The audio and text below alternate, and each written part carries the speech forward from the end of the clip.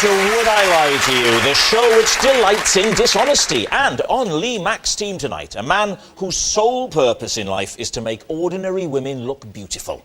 He's the fashion equivalent of 8 pints of lager. It's got Wang.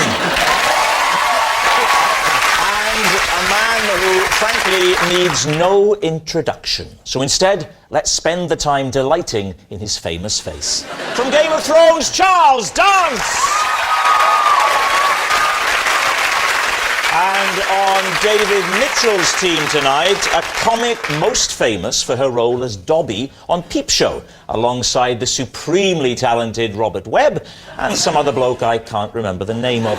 It's Izzy Suttie! And an actor who recently starred in episodes and is soon to be the voice of Postman Pat. I don't know where he finds the time. Presumably he gets up early in the morning, just as day is dawning. Stephen Mangan! And so to round one, Home Truths, where our panellists each read out a statement from the card in front of them. To make things harder, they've never seen the card before, so they've no idea what they'll be faced with. And it's up to the opposing team to sort the fact from the fiction. Stephen is first up. Off you go. Whenever I eat beans on toast, I always imagine I'm a rescue helicopter, and with every forkful, I'm airlifting tiny bald men on a raft to safety. What do you think? How long have you done this for? Since I was about 8. Right. Any reason you do this apart from just keeping yourself amused? It's or? that my auntie Bridget, who used to live with us. Yes. Is this going to be a tragic story? She's bald, she was on a raft, she never survived, and it's our way of remembering her. She was on a raft with 400 bald men. Yeah. Who needed Trust rescuing. me, we all know your auntie. Yeah. You say raft, you mean mattress. Yeah. Oh, I hope she's not watching. She's busy, don't worry. She used to live with us. My auntie Bridget used to live in our house, and she would often have to look after us if our parents were out. You know, I wasn't a good eater. I was a very skinny kid. And she used to try all sorts of stuff, and this is one technique she had. She used to do all sorts of other things as well. Like what? What else would she do?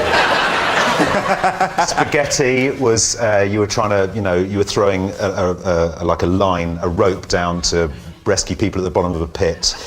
Fish fingers were coaches. Fish fingers were what? There were coaches on the motorway. Here comes the coach, chop it in half. She's quite funny, my auntie Bridget. She's quite odd. Do you think the bald men in question that were going to die on the raft felt glad that they'd ended in a more comfortable position of going down your throat into your stomach? Well, did you feel that was a safer place for them? Well, that was the helicopter they were coming into. Oh, your mouth was the helicopter? Yeah, my mouth is the helicopter. That's a raft going down. That's the raft. The raft is they're sitting on the fork, which is a raft. No, the raft is the toast, surely. The toast is the raft. No, because... Yeah. What's the toast? No, the toast is the boat they were in on the ocean. It's now covered in... Why would they be on a raft? If they're on a raft, they're already rescued. They're already OK. But helicopters don't lower down rafts. Oh, thanks. Well, you've just ruined an entire lifetime story for me.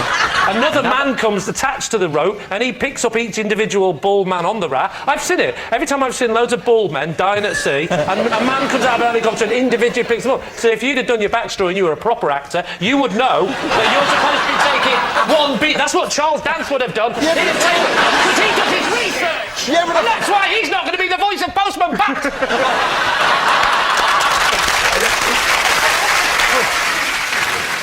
So what do you think? What do we think, Charles? Are we buying this story?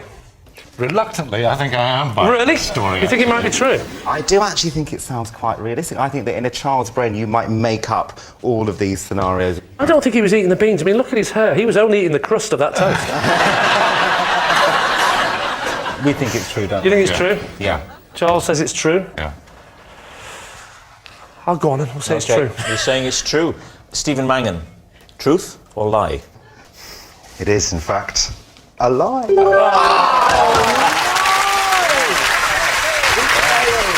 Yes, it's a lie. When eating beans on toast, Stephen doesn't imagine he's a rescue helicopter airlifting tiny bald men to safety. Charles, you're next. A little chimpanzee once came to my house for tea. David's team, what do you think? A little chimpanzee. How little? A tiny chimp, about this high. And did it come alone? It preceded an expected guest. Was that gorilla? What did it eat? Well, we tried Marmite because it was a Sunday afternoon and we were having sort of tea and Marmite toast, and that's what my kids liked. But it turned its nose up at that, so we gave it cheese and tomato sandwiches, and she opened them up and took the inside and seemed to be quite happy with that. Probably on a no-carbs diet.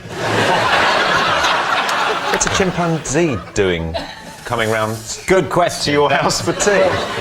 She was with the friend who was expected, and the friend who was expected was running late, and she sent the chimpanzee on ahead. So did the chimpanzee ring the doorbell or knock on the door? Or? Knocked on the door. And you answer the door, and there is... I went to the door, and my wife said, "Who's that?" And I said, "It's a chimpanzee."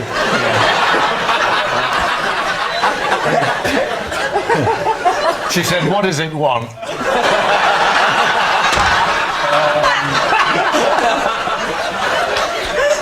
And the chimpanzee was doing this. And I said, "I think it wants tea." She said, "Well, ask it in." How did the chimpanzee get to your house? They ordered a taxi.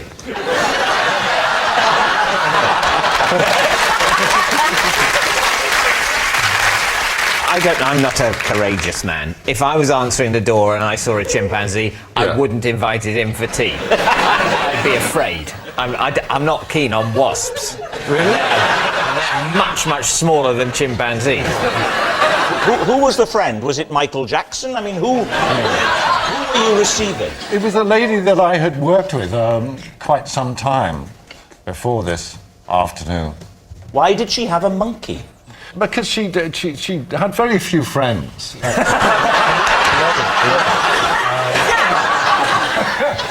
All right, David, what are you thinking? This sounds I think it's peculiar. true. At the moment, I think it's true. What do you think?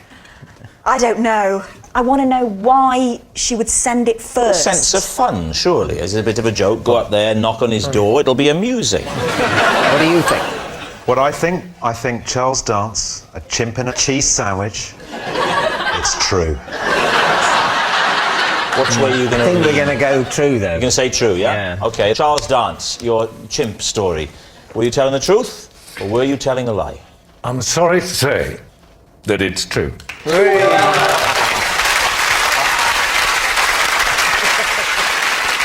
Yes, it's true. A little chimpanzee once went to Charles's house for tea. Gok, you're next. Right, okay. Every Sunday, I spend 4 hours planning the 20 outfits I'll wear the coming week. David's team. Do you lay them out, or do you just picture them? I rack them. So in my bedroom, I've had some special bars put up. Oh, yeah, and I remember those. Yeah. He has, I can vouch for this. So I have one which is about 5'8", okay, and then I have another one which is about 4 foot high. Okay, so when you put a pair of trousers on or a jacket or a top, it then looks like you. I occasionally, if I'm very busy, I photograph them. And then I remember that bit too. Yeah.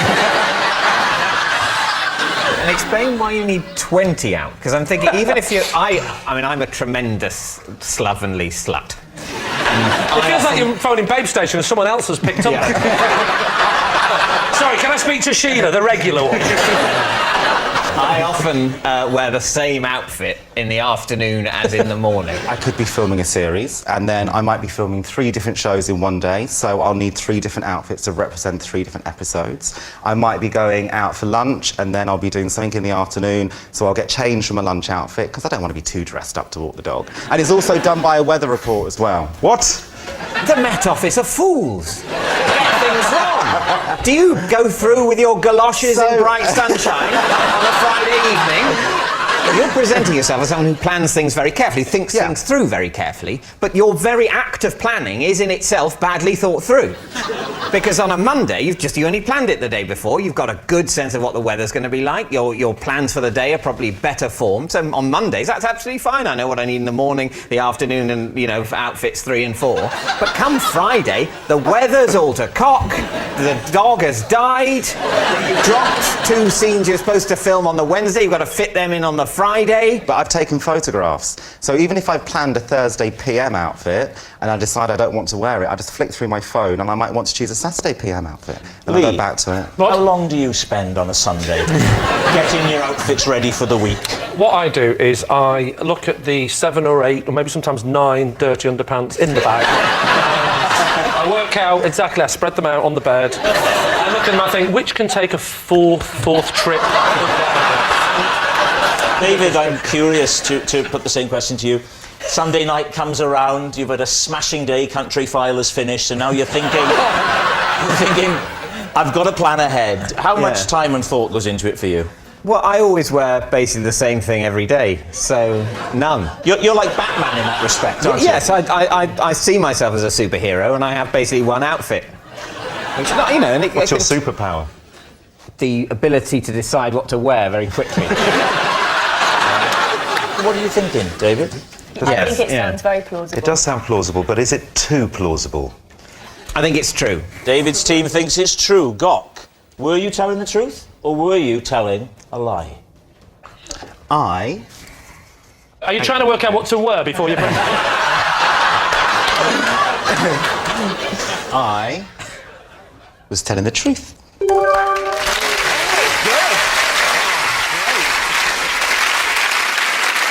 Izzy, you're next. Because my mum deemed Scooby-Doo too scary to watch, I was only ever allowed to listen to it. Lee's team, what do you make of that?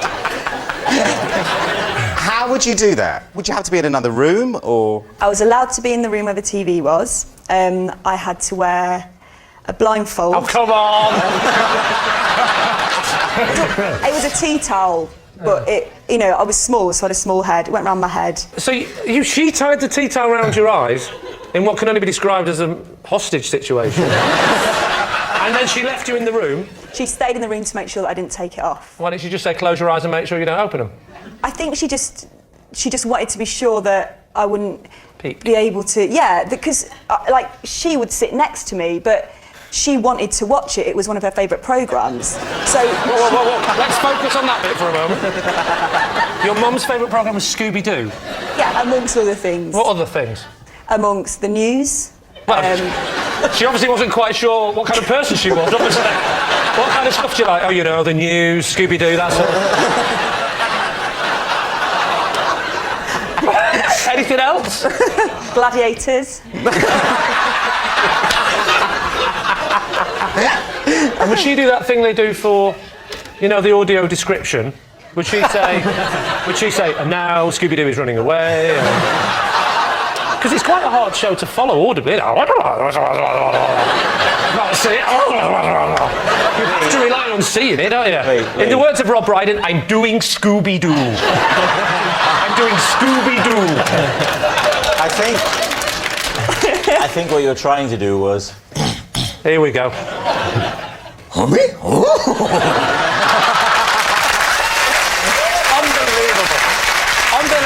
7 series in and he can't let me have one moment, can he? OK, so you're blindfold in the living room. And how old are you? It stopped when I was about 16 and just... 16? So at 16, your mum would tie a tea towel around your head when Scooby-Doo was on? Yeah, but by then we just liked the ritual of it. It was just... Oh, it was a ritual now. Were you ever tempted to phone Childline? You couldn't find the phone, could you? Now, what about Scrappy-Doo? If Scooby-Doo was a bit heavy and some of the issues were a little bit, difficult to deal with, Scrappy-Doo was a lot more accessible, wasn't it? How did she feel about that? Is that a kind of spin-off? Is that a kind of spin-off? It's Scrappy-Doo. It is. Look what you've done to my voice. It's Scrappy-Doo. It's the little version of. No point saying little. She couldn't see it. Well, it was a smaller dog with a... If you can't see it, that could be a Great Dane on helium. She doesn't know the size of the thing, does she? In fact, it was a Great Dane, wasn't it? Scooby-Doo. I don't know, I never saw Scooby-Doo. The Marmaduke is a You never great saw day. Scooby-Doo. Are you my dad, Charles? Charles, Did you ask me if I was your father? Yeah. Who's your mother?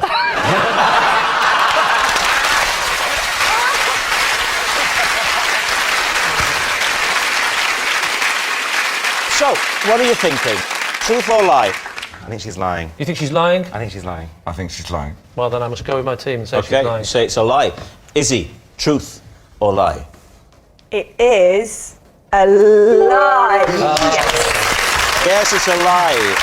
Izzy wasn't only allowed to listen to Scooby-Doo because her mum deemed it too scary to watch. Our next round is called This Is My, where we bring on a mystery guest who has a close connection to one of our panellists. Now, this week, each of David's team will claim it's them that has the genuine connection to the guest, and it's up to Lee's team to spot who's telling the truth. So, please welcome this week's special guest, Hannah.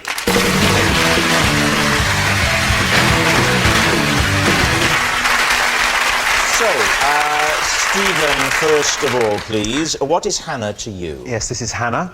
We used to bamboozle our miserable neighbour by adding an item of clothing to his washing line after he pegged his laundry out.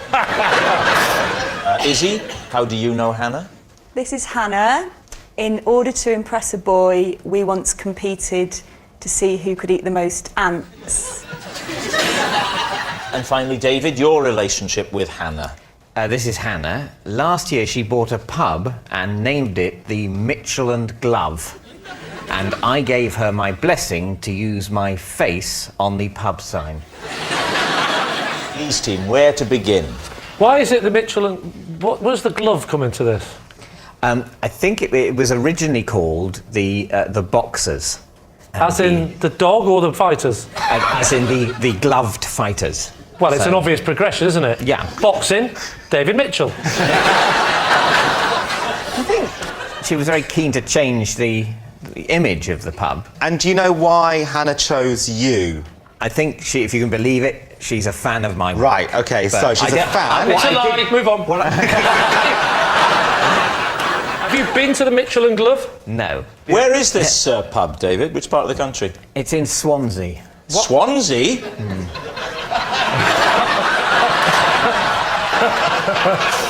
Because I don't believe David. I can imagine his mind going, I've got to think of something quick. And even then he's thinking of middle-class things. Swansea. I'll say...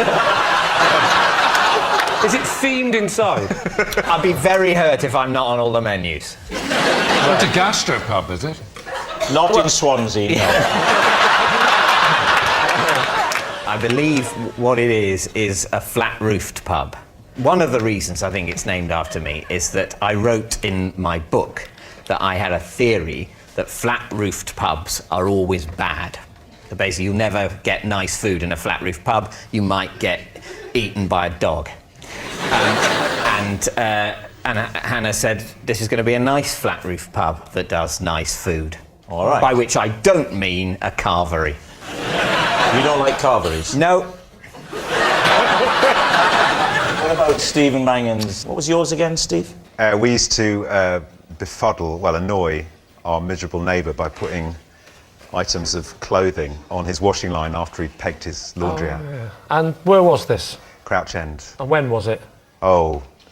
15 years ago, probably. And what's your relationship with Hannah? Yeah. Hannah is my mate James's younger sister. But was she living with you? She was the three of us in the house, yeah. What kind of thing did you used to put on there? I mean, just shirts? Or... Well, it started one day. He came round and complained, and we were sitting up in her bedroom, looking out the window, and he put his washing out. And I said, I'm going to go and put a sock on his washing line. He liked everything to be very precise, and what he'd do is he'd come in, and when he'd take the washing off, we'd watch him every day, he'd fold it, he'd put all the socks together and put them in the washing, rather than just chucking it all in and then doing it in the house. Sorry, the person next to you is thinking, what's wrong with that? So we put a blue sock on, went up, and then he came out and he put all his washing away hours later, and he was like, And it was just very fun. We just found it. I mean, it doesn't sound funny now. In total, we found it hilarious. In total, how much did you put? Well, it went on for it went out for about 6 months. I know We'd go to charity shops and buy stuff to put on his washing line. I know Gok's going to ask it, so I'll ask it for him. On a Sunday, did you lay out clothes? Izzy, you're saying then with Hannah, you both went out together, pulling, and to attract some guys, you ate ants. We weren't out, we were at school. How old were you? About 15 or 16. Right. Would you mind standing next to Hannah just so I can work out the visual to see whether you look like you should be at school together? Yeah. Taking my shoes off. I think you're mixing up age and height. They're completely different things. Trust me, I'm a stylist. Oh, here we go. Before you know it, they'll be naked. Okay, similar age. It could work. So you were at school? Yeah. Right, and what, there's a boy there that you like? Yeah, and he was called Paul Brooks. Paul Brooks, okay, and you thought the best way to impress Paul is to eat some ants. It was during a school production, so we were dressed, we were in Greece. Grease the musical. Oh, right. I thought you said we were in Greece, and you know the economy's like this, so we can eat the ants. How many did you eat in total? I ate about 24. No way. 24? Yeah. How many did Hannah eat? About 23. Ah, loser. And that's why you got Paul Brooks. And did you get Paul Brooks? No, he just stood there the whole time, and then I thought felt she's sick. stupid and walked off. He just sat there chewing on his cockroach going, this is so happening. And what made you stop at 24 then? I mean, surely you could tell by his eyes after 2 or 3 that this wasn't working. We just carried on, and then the interval was over, and we had to go and do the second half of Greece. This was during the show? Yeah. During the show? You tell me more, tell me more.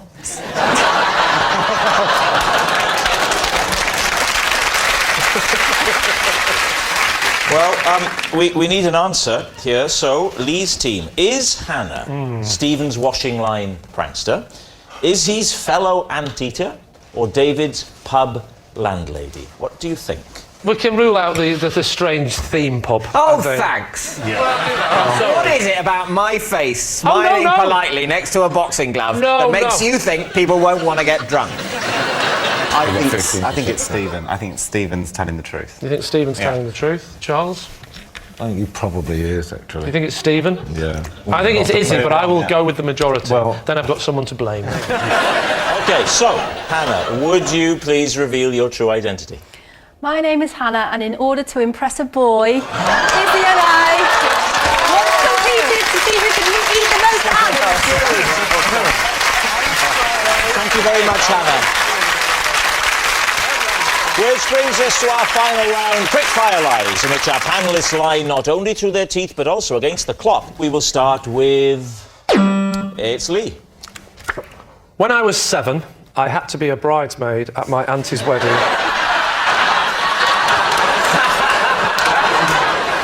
When I was 7, I had to be a bridesmaid at my auntie's wedding, as one of the girls who was supposed to do it was ill, and the dress was a perfect fit.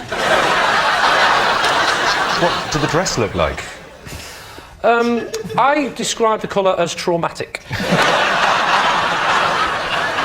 Why do they have to have a bridesmaid? Why couldn't they just say, if she's not well, let's move on? I think you're mixing it with admin. If someone says to me, put the dress on, I put it on. You know that, don't you?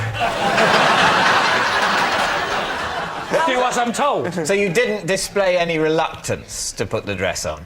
I may have said, you know, mother, father, I am a 7-year-old boy, despite the fact that I am 2 years younger looking and slightly androgynous. But please, give me some dignity. And my father turned around to me, he said, son, when I was your age, he had a pipe, when I was your age, my father asked me to put a dress on, and I put it on, and his father before him, and his father before him. You'll put the dress on, and you'll smile.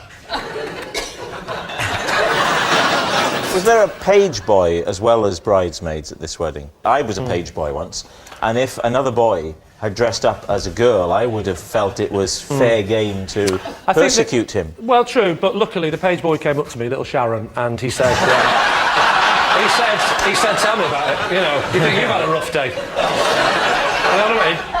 I'm a 24-year-old. How much notice did you get? Pardon? How much notice did you get? Quite a few people. I think, you know, from memory, quite a few people were, oh. No, you idiot! How much warning? How far in advance? I genuinely thought you meant notice. How much notice did you get? That was a genuine one. Yeah. Oh, how much notice did I get? Oh, everyone thought I was adorable. I've got to admit, everyone was looking. I was nervous at first, but then I felt like a princess.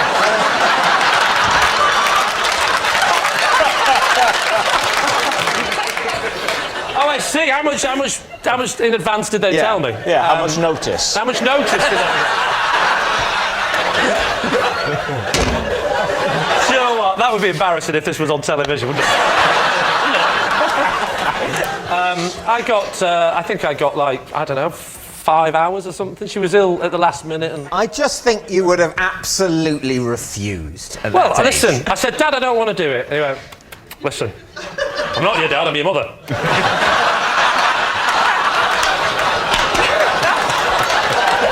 and I'm sick of you constantly calling me dad. The other one, that's your dad. How long did you have to keep the dress on? At what point in the proceedings? I mean, did you have to wear it right through to the disco and, you know... My dad said you'll keep it on till the music starts.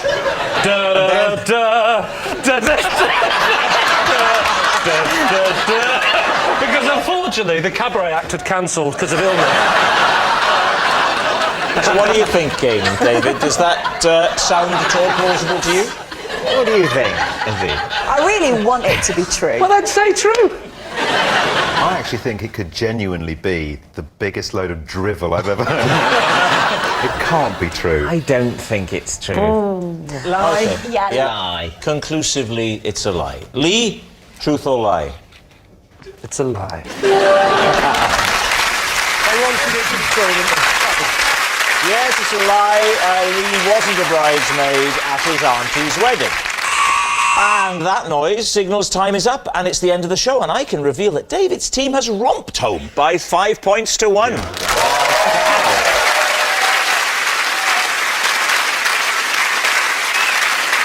But it's not just a team game, and my individual liar of the week this week is Stephen Mangan.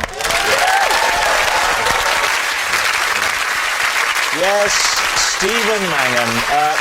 Today's is hardly a surprising victory, as when it comes to lying through his teeth, Stephen has more to work with than most. Good night. Don't go anywhere. Have I Got News for You is next, and Joe Brand is in the hosting seat. Then Lee Mack's back, and thankfully not in a bridesmaid's dress. Jealousy tactics in Not Going Out at 9:30. While later, Dwayne The Rock Johnson and Lord Sugar on The Graham Norton Show at 25 to 11.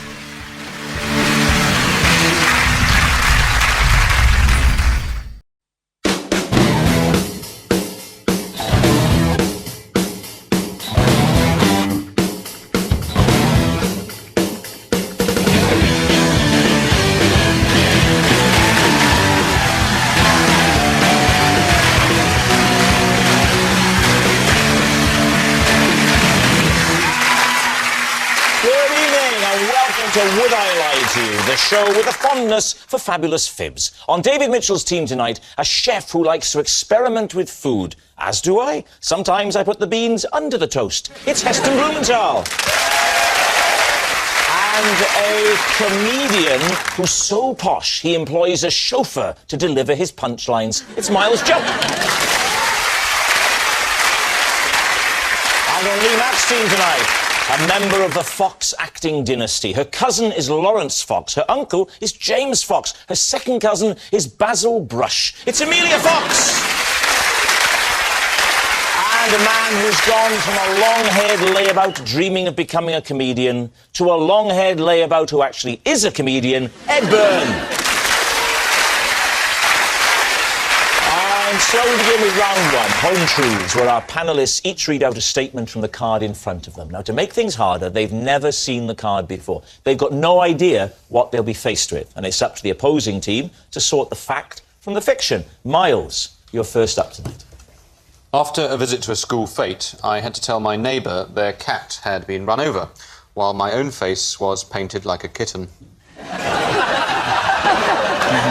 Please, team. Oh, please be true. Please. You were at the school fete as what? As a dad, or were you working on the stall doing the face painting or anything? Or were you there was a sort of shift, so I did help with one of the stalls, but I was also there just as a parent. What was the stall you were helping on? Bric-a-brac. Bric-a-brac. Bric-a-brac. How did you find out the cat had been killed? Because it was killed regrettably close to our house. What kind of cat was it? A tabby cat. And how was it killed, sorry? Unfortunately, it was a truck that shouldn't have been... it was one of the very... not just a normal-sized lorry, very, very long lorry that should not really have thought that it could drive around those streets, but was attempting to, and it flattened. So you actually saw the lorry flatten the cat, and then you had to go and tell the neighbour? Yeah. I feel like this is the truth, except for the part about the truck, and that actually you killed this cat. What was the cat called? She was called Jenny. Jenny. Jenny. What was the owner called? Tiddles? In a horrible name mix-up, they started calling each other by the wrong name. If you want to find fault with someone's cat naming logic, you've got to have a go at my neighbours. Well, they're grieving. Let's leave them out of it. Yeah. Did you kill their cat? I didn't. You say you didn't kill the cat. You might have been partly responsible because you were there dressed as a cat when it happened. It might have been the driver of the truck. I wasn't dressed as a cat. Has looked over and gone, size of that cat. Meanwhile, the little cat crossed in the road has gone, is that your mummy? Those two incidents combined, you've killed little Jennifer, to give her full name. No, just either that or it was a hit aimed for you, and the description given looks a bit like a cat.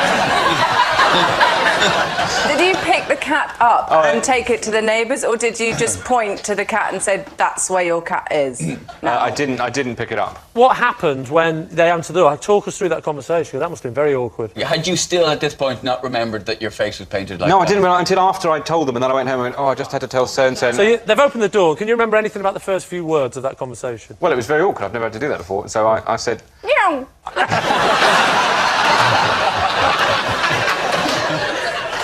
They said hello in a sort of cheery, maybe he's come round for some sort of jolly reason. Well, no one gave him that impression. And I said, I'm really sorry, but I'm afraid that I've just seen Jenny get run over. And they said... What? What did they say then? Oh, sorry, you're acting. They said what? I thought you were acting. Sorry. I genuinely thought you didn't understand the question, but you were in character. Sorry. Yeah. We'll get to a point where you're asking questions I don't understand. Something has happened. The regulars like that one. And they said, thank you very much for telling us. And then I went back into my house, I live next door, and... Did you go through the front door or back? When you realised you had your makeup on still at home? Which my wife pointed out to me. I came home and I said, this dreadful thing's just happened. And my wife said, you know that you've still got your face painted like a kitten? And I said, oh, no. Did you and your wife look at each other in shock and just feel terrible, or did you both instantly start laughing? She laughed immediately. She's an awful woman, though. No, you're not. Ignore the Irish man. You're the best female truck driver in the world.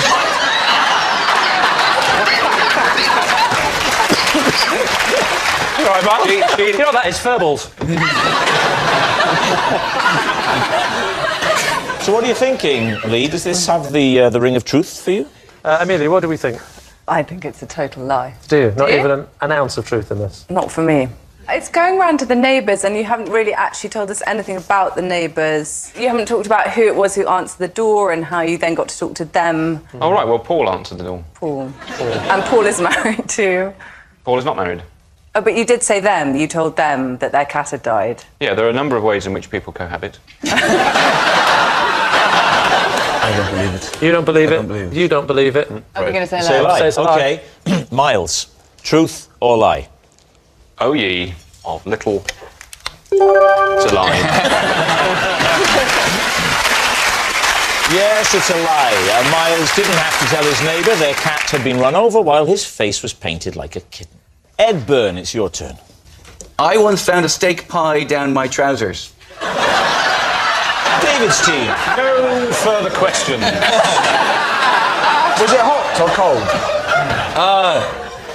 By the time I found it, it was body temperature. You know, From which direction had it reached body temperature? From piping hot downwards or from cold upwards? I think it had gone from room temperature to my body temperature. I was actually sitting on the tube, and I realised that there was a steak pie in my trousers. Which line were you on? Actually, you know, it wasn't the London tube. It was the Glasgow Underground, actually. More specifically. So you're sitting there. Yeah. What time of day is it? It was morning. I was on my way home, and I felt uncomfortable, and I put my hand down the So back it's early morning. You're on way home from some sort of party. I was a student, and I think that answers all of the questions. Were you drunk? I was not drunk at the time, just because I was in Glasgow. No. I wasn't drunk because at the you're time. Irish. Yeah. That takes the curse off it, right? I surmise what had happened was I had fallen asleep in someone else's living room, and somebody thought it would be funny to put a steak pie, not just in my trousers, actually in my pants. It was in your pants? Yes. Was it at the front, back, it was or at the side? I would say what has happened is I've fallen asleep face down, and it has been shoved down the back. It was down the But I tell you, whoever it was made an effort. They pushed it. It had become. It was down in the gusset. Yeah. In fairness, I don't think they were really my friends. I sort of inveigled my way back into somebody's house without really having been invited. You know, there was a group of people going back. And I think I wasn't entirely a welcome addition to the evening. So you wake up in the flat. Yes. You've been asleep face down. Yes. So you've not yet felt the effects of the pie. That's right. You stand up. Yes. You Still don't- not aware of it. You don't feel that there's something extra. No. You're talking about a man who's already carrying quite a lot of weight down there. Right. Okay. So it's only added maybe 2-3% of the general wealth of matter. Yes. And then you walk, presumably, from this flat to this underground section. Yeah. You don't notice on that walk No. that there's something No. not And I may part well, of you. For all I know, at that I have been shedding pie crust like something from The Great Escape. Wasn't it smelling? Were you not like walking along constantly going, there's a Greggs everywhere around here? So then you get on the train. What point do you notice the pie? You know, it's only a 8-minute journey then to my stop. So at some point there, it's only then while sitting At down. some point, not the moment you sat down on a pie. No, it definitely That wasn't the time. No. It just you gradually became aware. Yeah. I was don't like, believe that. You've got a pie in your pants. David, even if you don't believe it, you don't need to be angry about it. I'm trying to break it. What sort of pants were you wearing? If that's not too sexy a question. I don't want to sound like I'm making things up, but I don't remember exactly what. Don't remember what pants you found a pie in. That's not a mental image that stayed with you. Well, the type of pants from which the pie emerged. No, because I would remember that. They didn't emerge. I was sitting on the underground, and I went, and I just sort of, I put my hand down. And Oh, can you imagine the face of the person opposite? Especially on me, I started eating it. So what are you going to say, David? Which way? I think it's full of plausible detail, such as they didn't want you at the party.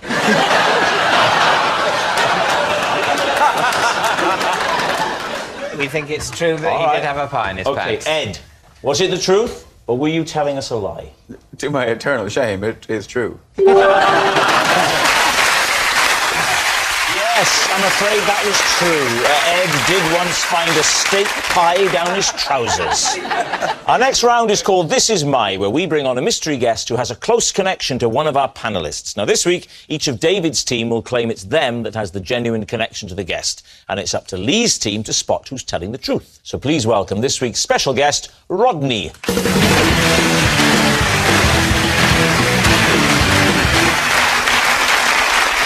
So, Miles, what is Rodney to you? This is Rodney. I was so excited to see him driving my old car that I gave him a cheery honk and he drove into a hedge. Heston, what is Rodney to you? This is Rodney. He helped me break the world record for the most sit-ups in 2 minutes. And finally, David, your relationship with Rodney? This is Rodney, and he had to retrieve my shoe when a drunk man threw it at the skittles in a bowling alley. There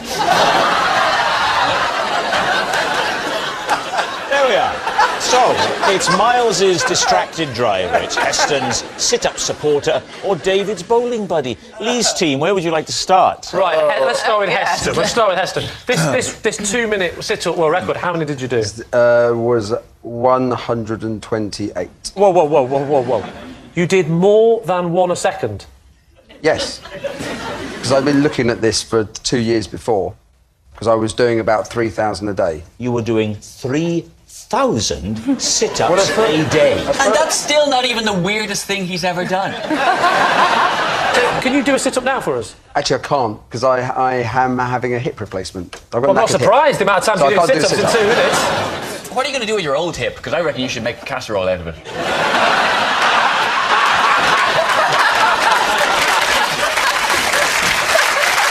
So, how did Rodney help in a sit-up session?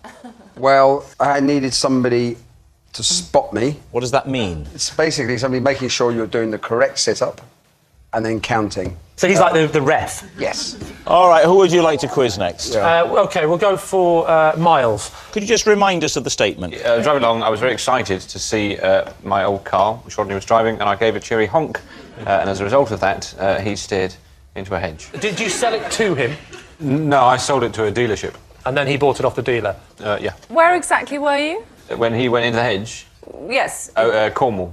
You saw your old car. Yeah. You don't know the guy driving it. No. And you think, let's honk at him because he's driving our old car. Yeah. And he'll be able to tell the difference between a cheery honk and a get out of the way, what are you doing, you crazy fool? Oh, that's our old car. Or have you got a selection of honks? Is there like an aggressive one and one that does, agadoo? In retrospect, it wasn't well thought through. No, you're right. What speed were you going? Well, we would have been going... It was windy lane, so probably somewhere in the region of 35, 40 miles an hour. Oh, was he badly injured? No, he wasn't badly injured, but he wasn't as relaxed about it as he looks now. So what happened? Did you then get out of the car and... Well, I felt very guilty. Stopped the car, I got out and I said... and he went, what are you doing? And I said, I'm really sorry that the reason I honked was because this used to be our car. You're driving our old car. At what point did he say, but why have you got a cat's face on? I know. How do you behave if you see a man and he's going out with a girl you used to go out with? We're not talking about big numbers here. Well, whatever her nickname was, we don't care.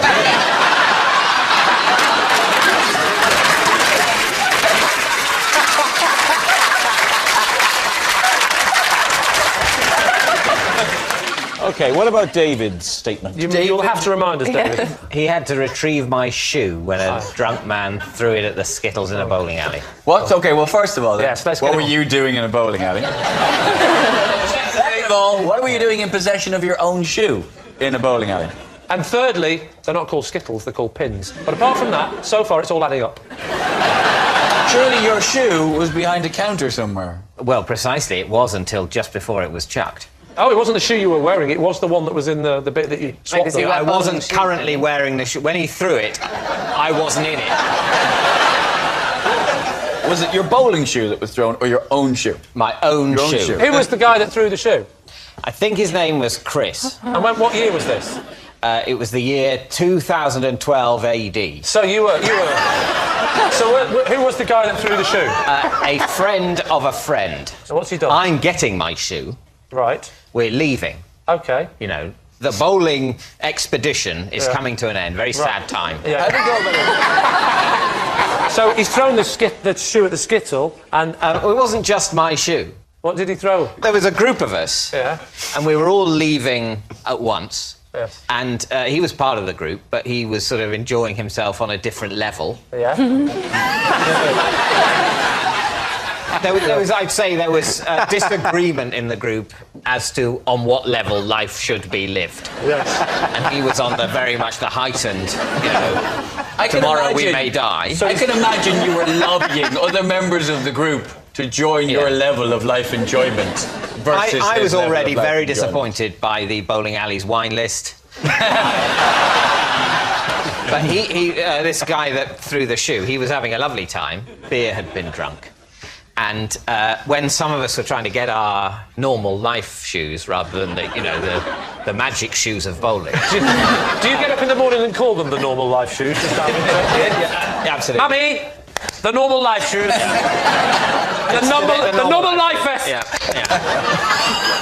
Think again. Today I shall have the skis of exceptional invention.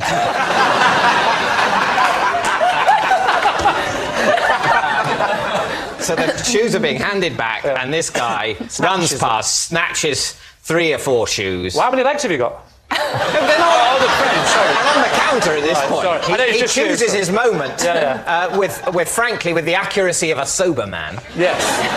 And runs, and he do it with some sort of Viking shout of glee. Chucks them towards what I now realise are pins. Right. Said what the occasion was. It was a stag do. A stag do for one of your chums. For a stranger. I was the stripper. No, yes, a friend's stag do. And how does Rodney come into the story? He worked at the bowling alley. Yes. I think still does. Yes. And you can't just wander down. He went and he walked down one of the the gutters. Did he? And retrieved the shoes. So did anything else happen on this stag night? Did they do anything to the groom, like tie him to a lamppost, strip him naked, anything like that? Anyone get a steak pie down their pants? No, because everyone had been invited.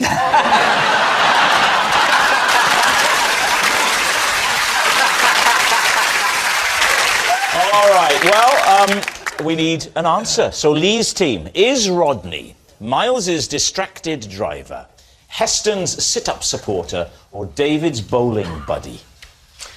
Well, this is difficult, isn't it? Because you would have thought that if Heston would have been that good at sit-ups, I feel I would have known that. One of the flaws I see in David's story is the idea that there was loads of their shoes were on the counter, and he picked up a load of shoes.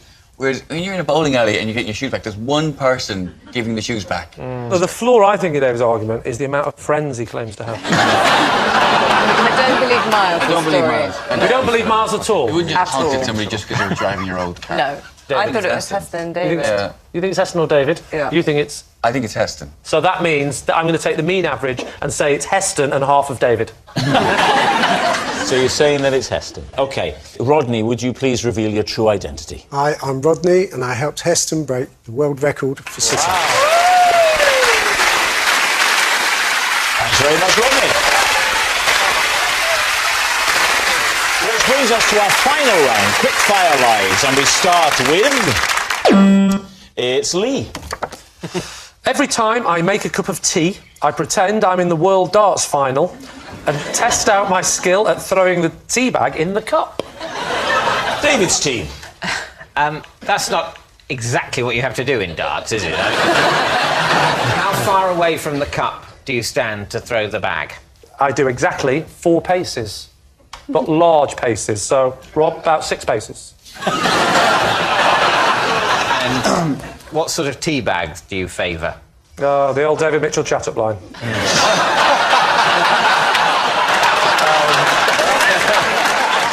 The tea bag of preference Do you is... use a pyramid bag? No. Or a frisbee like Tetley affair? The little round ones, the round ones. Because as we all know, if you're going to try and throw a pyramid-shaped tea bag into a cup at 4 paces, well, you're an idiot. We all know that.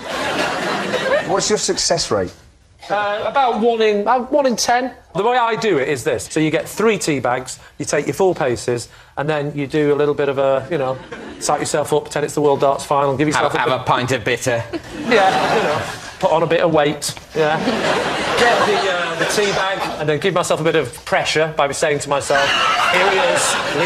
He needs to get 1 tea bag into the cup to become the World Darts champion. Can he do it? If you get it in the cup, do you then say 180? No, because there's only 1, so I just go, 1!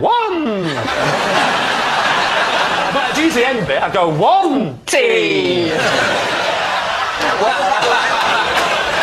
And then I'll throw 3, and then I'll go back and I'll gather the 3, and I'll do it again, and then I'll give myself one final throw of 3s. It sounds remarkable, and Well, we're all now picturing it, aren't we? Yeah. In our minds. How lovely it would be if we had a mug, well, that's the thing. and if we had some tea bags, and if the mug, for example, got popped just on the desk there. Why don't you put it Whoa, there? that is far more than 4 paces. Yeah, you've got to come over here. You come over here. I tell you what, after this, we're going to forget all this truth and lies stuff. This is a much better game. Right.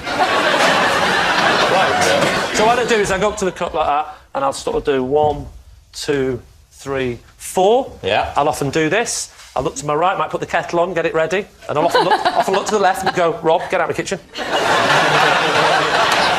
go like that. I'll go, Heston, the beans are burning, you were in charge of them. David, put some clothes on, and then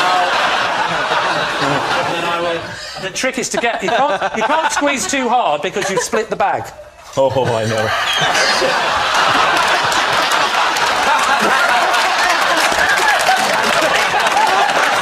The trick is to give the tea bags a little shake, and then you've got to get them compact. I mean, it's a bit disgusting, but a real little trick is if you've got sweaty palms, you'll get a bit more, you know what I mean? A bit more Yeah, I've got sweaty purchase. palms. Yeah, but I don't want you, because I'm going to drink the tea. Oh, right. And you're not always going to be there for me, are you? I am. At least say you're not, David. And then you put it onto your head. Lee, Yeah? just say, you've obviously got quite a large kitchen.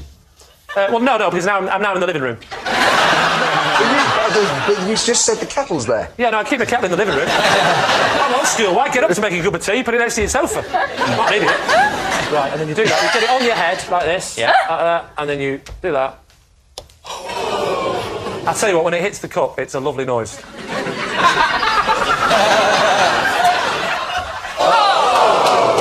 Now, at this point at home, I'll be going, because look at this. This is actually turning into an event now. I've got Lee Mack has only got 6 tea bags left to become the world champion. He's going to have to make sure that this one goes in, otherwise Johnny Wilson will be in.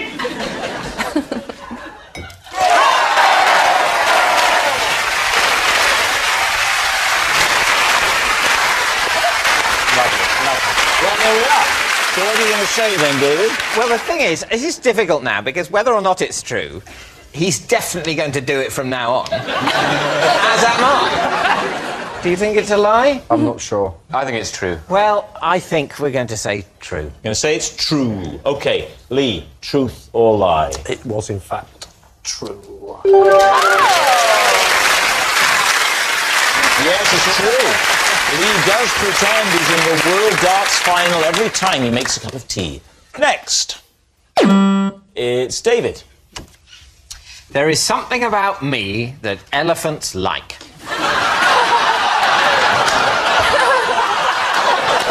Every time I visit a zoo, they thunder towards me and point their trunks in my direction. When did you first notice elephants finding you so attractive? I don't think elephants liked me before I hit puberty. Do you believe that puberty was the triggering thing? Correlation is not causation. Oh, another one of your catchphrases. I told you they don't catch on, David. What's correlation?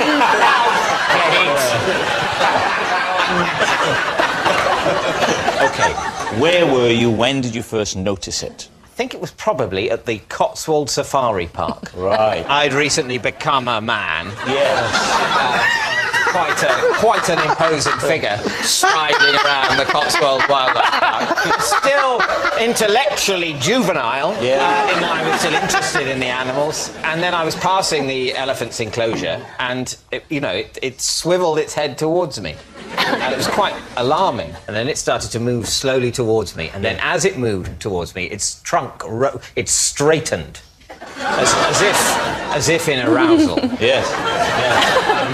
Have you ever been on safari? No, I haven't, for obvious reasons.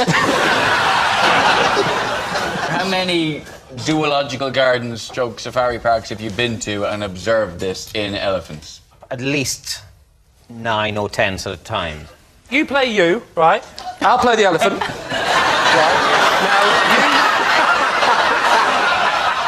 if you'd like to walk towards me, and I'll... No, you. spot me. It's not about what I do, it's about...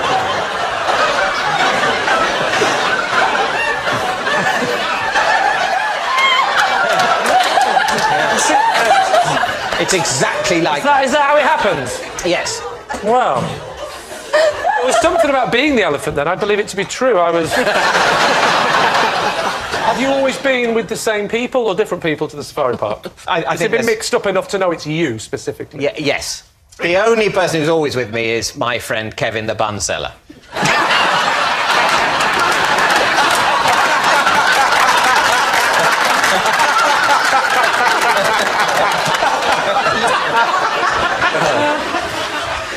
So what do you think then, Lee?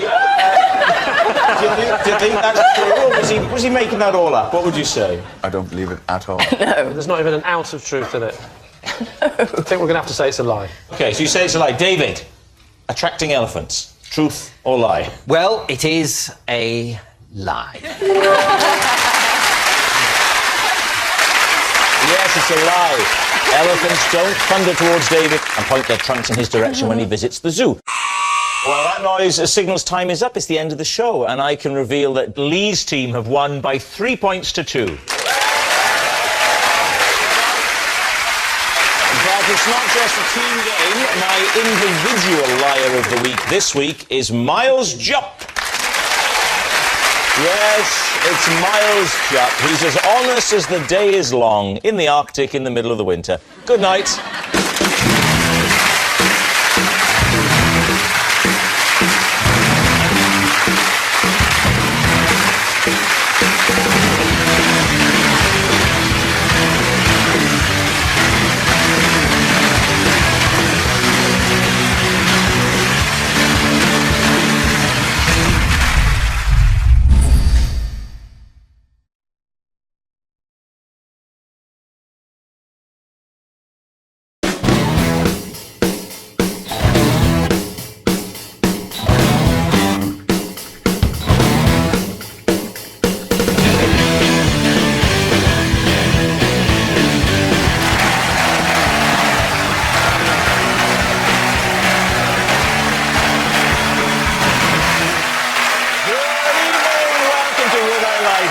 The show that sorts the facts from the fibs.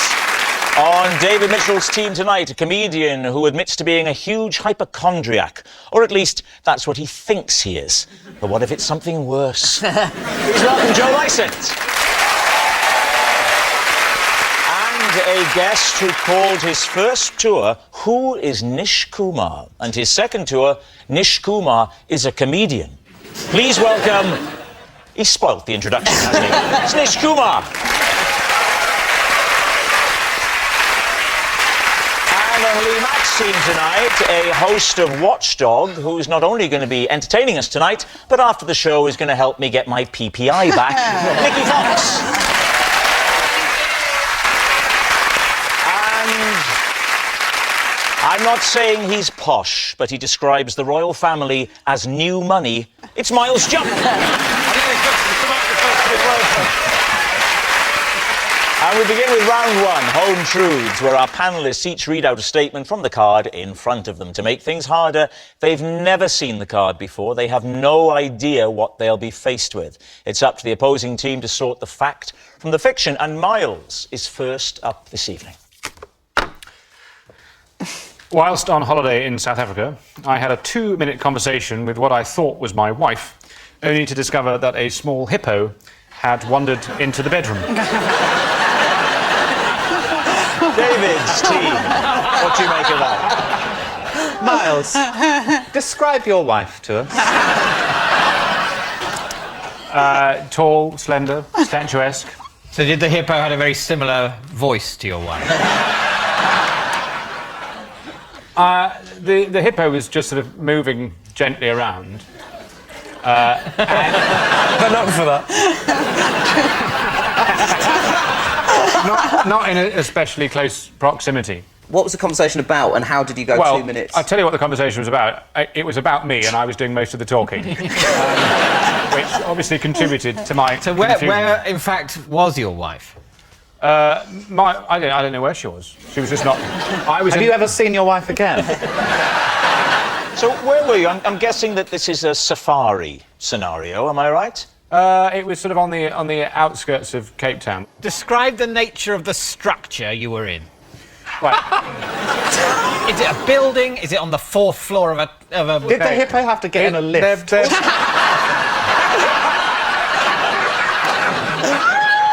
OK, well, it's mainly bungalows. The resort is a collection of sort of bungalow buildings, largely A-frame wooden buildings with a kind of thatched roof. Why were the doors so big a hippo could get in? Well, it's a small hippo, isn't it? How small is a small hippo? Like a George from Rainbow, or...? That big. So the hippo was only that big? Yeah. It's about the size of a Labrador. Well, let's be clear. Is that its width or its length? That is its width, as viewed from behind, and I suspect from the front. This is worse. Your wife's like the back end of a hippo. This A-frame bungalow has how many rooms in it?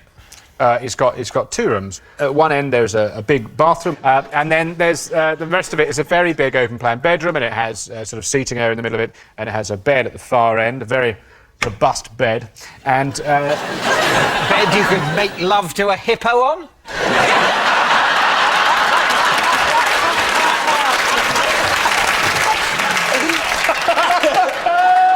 That is speculation, but I wouldn't bet against it. OK, we're in the bungalow, OK? I'm at the ensuite end. Yes. OK. And I'd been shaving and then, shouting over my shoulder. And I realised after a while, I'm not getting a lot back here. And I turned round and I saw that I had not been moaning about my career to my wife, but to a baby hippo. How long was this baby hippo? Well, I only saw it from the back, but I imagine, statistically, it'd be, probably 3 times as long as it was wide? OK. So broadly, so it was sort of as long as this desk? Nobody measures or animals by width. Well, you do. I saw a massive snake, it was this big.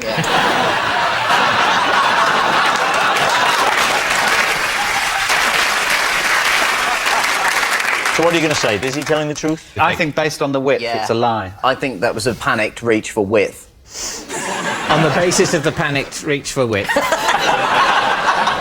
I think we'll say it's a lie. You're going to say that's a lie? OK. Yeah. Miles, were you telling the truth or were you telling a lie? It is a lie.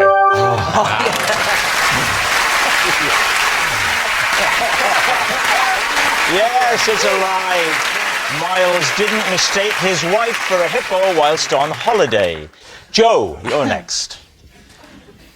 I also went to the same resort and skinned a cheetah. I am wearing it tonight.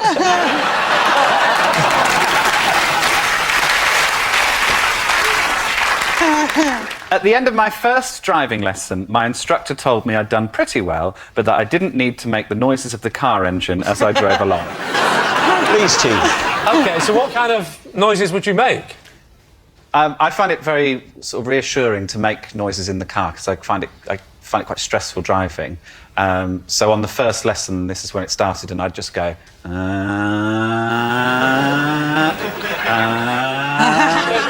OK, now if you change gear, you'd do what you just did then.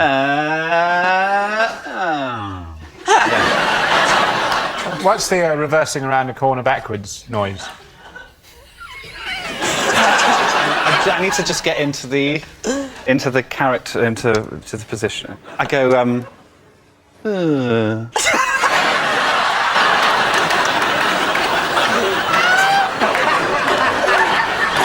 What's weird about that? Would you make all the noises? Would you do indicators, for example? No, let's not be silly.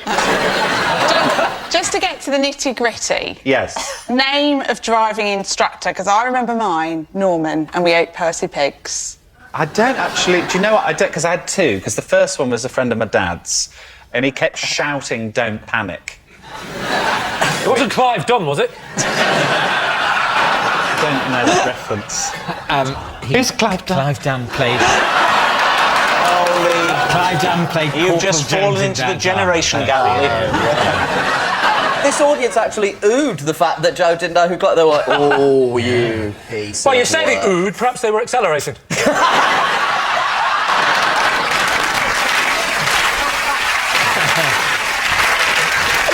what do you think then, Lee? What is your team thinking about this? Nikki, what do we think then? I reckon it might be the truth. You think it's the Yeah, truth? I'd say that. You, Miles? I think just Joe is inherently believable, very trustworthy. OK, well, we'll say it's the truth. You're saying it's true. Joe, truth or lie? It is a lie.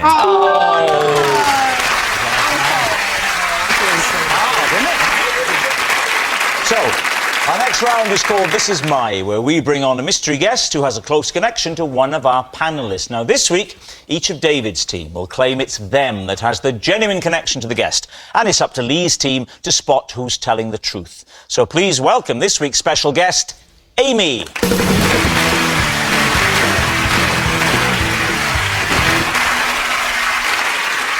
So, Joe, what is Amy to you? This is my friend Amy, and I grossly offended her when I made a less than perfect sculpture of her head.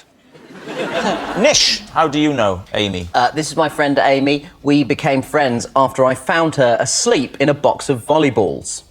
And finally, David, what is your relationship with Amy? This is Amy. She is the charity shop worker who sold my shoes whilst I was otherwise engaged trying on a pair of cowboy boots. Lee, where do you want to start? Nish, remind us again, Nish. I found her in a box of volleyballs. First of all, where were you where there was a box of volleyballs? I was working at a leisure centre just after I left school. And Amy was also working there over the summer between school and uni. Right. And they sent me to check on the volleyballs. Check on the volleyballs? That's a good job from you, Graham. Make sure the volleyballs aren't messing around. Has your manager recently been watching Toy Story? I believe the technical term was conduct inventory. So I was just You're trying supposed to make count sure. them. Yeah, you're supposed to count them. And it turned out that what she was doing was because no one really wanted to play volleyball, she'd found the perfect spot to have a mid-work How sleep big in. was this box? It was like woman size. Could she stretch? Woman size? Yeah. You've heard of a volleyball coffin? They transport volleyballs. Yeah. So you opened it up and you saw a sleeping woman amongst all these volleyballs? How many were there? I think probably like 35. You see, you've just said to me that this box was woman-sized. Now, the largest woman I've ever seen is still smaller than 35 volleyballs. But I've used this as a chat-up line. If a woman says, I feel a bit fat in this, I'll always go, don't be silly, you're less than 35 volleyballs for me. So did you wake her up? Yes. And so we became friends because then I would also often have a nap in the volleyballs? In the volleyballs. What was her job supposed... What was she supposed to be doing at the time? Perhaps she was sent to count the volleyballs earlier. Become bored by the monotony of the process. The boss I keep sending people to count the volleyballs and they never come back. Working at the leisure centre, Nish, what else did your job demand of you? Basically, all-round dog's body, so I would work on the front desk sometimes. I think you said all-round ball games. So everything except rugby. Bowls, David. What? They're not totally spherical in bowls. That's Are why they not? That's why they care. I would say, colloquially, they're still round, though. Oh, hello. It's all kicking off at Bridge Club. All right. Who else would you like to quiz? OK, Joe, what situation were you in where you were sculpting her head? I have an office in Birmingham where I live. That'll do. So, yeah, I totally believe it. I mean, that makes it... You can answer any question you like, I don't mind. You have an office in Birmingham? Yeah. But why? Why? Just to write jokes and be creative in. So, you went to this office to write jokes and said to your friend, would you like to come along, sit in the corner and I'll sculpt your head? I've been looking for a use for all that clay I keep in my office. Had you just been watching a Lionel Richie video? Hello? So did you know how to do this? No. But yeah, I thought practice makes perfect, so I called Amy and... how long did you spend doing it? Maybe an hour or so. Weren't you tempted to just make it really soft, get her face, push it into it, then do the back of her head? Well, at least I've got a mould. You said she was offended by this sculpture. Yes, she was So offended. what did you end up with? It didn't look like her. What did it look like? It looked more like Ainsley Harriott. OK. Now, what about David? I'm looking forward to this. What was it you claimed, David? That Amy is the charity shop worker. That's right. Oh, yes. Who sold my shoes Yeah, whilst I was otherwise engaged trying on a pair of cowboy boots. Can you talk us through the incident, please? Well, I was in the charity shop. Which charity shop? It was a Marie Curie charity shop near where I live. OK. So I'm setting the scene before this. You're at home, you're thinking, it's about time I got myself some cowboy boots. I need to commit to a new pair in case I go off the idea. Just on the very slightest off chance, Yeah. and don't turn out to suit me and my personality. Cowboy boots, I'll be honest with you, don't particularly appeal to me aesthetically. Wow, that surprises I don't think me. they go with what I like to call my style. Well, how would you describe that style, David? I think my style is indescribable. Oh, no, I could describe it. I think it's best left undescribed. OK. I wasn't sitting at home plotting the purchase of some cowboy boots. No. I was pottering around near my house, and I saw the Marie Curie shop, and I saw in the window what looked like a nice selection of second-hand novels. Right. And I went in, and it wasn't a nice selection of second-hand novels. It was all Ken Follett crap. But I did notice the array of shoes, and I tend to take my shoes off at home and maybe wear slippers or socks. I don't want this to get too sexy. And so I need my inhaler.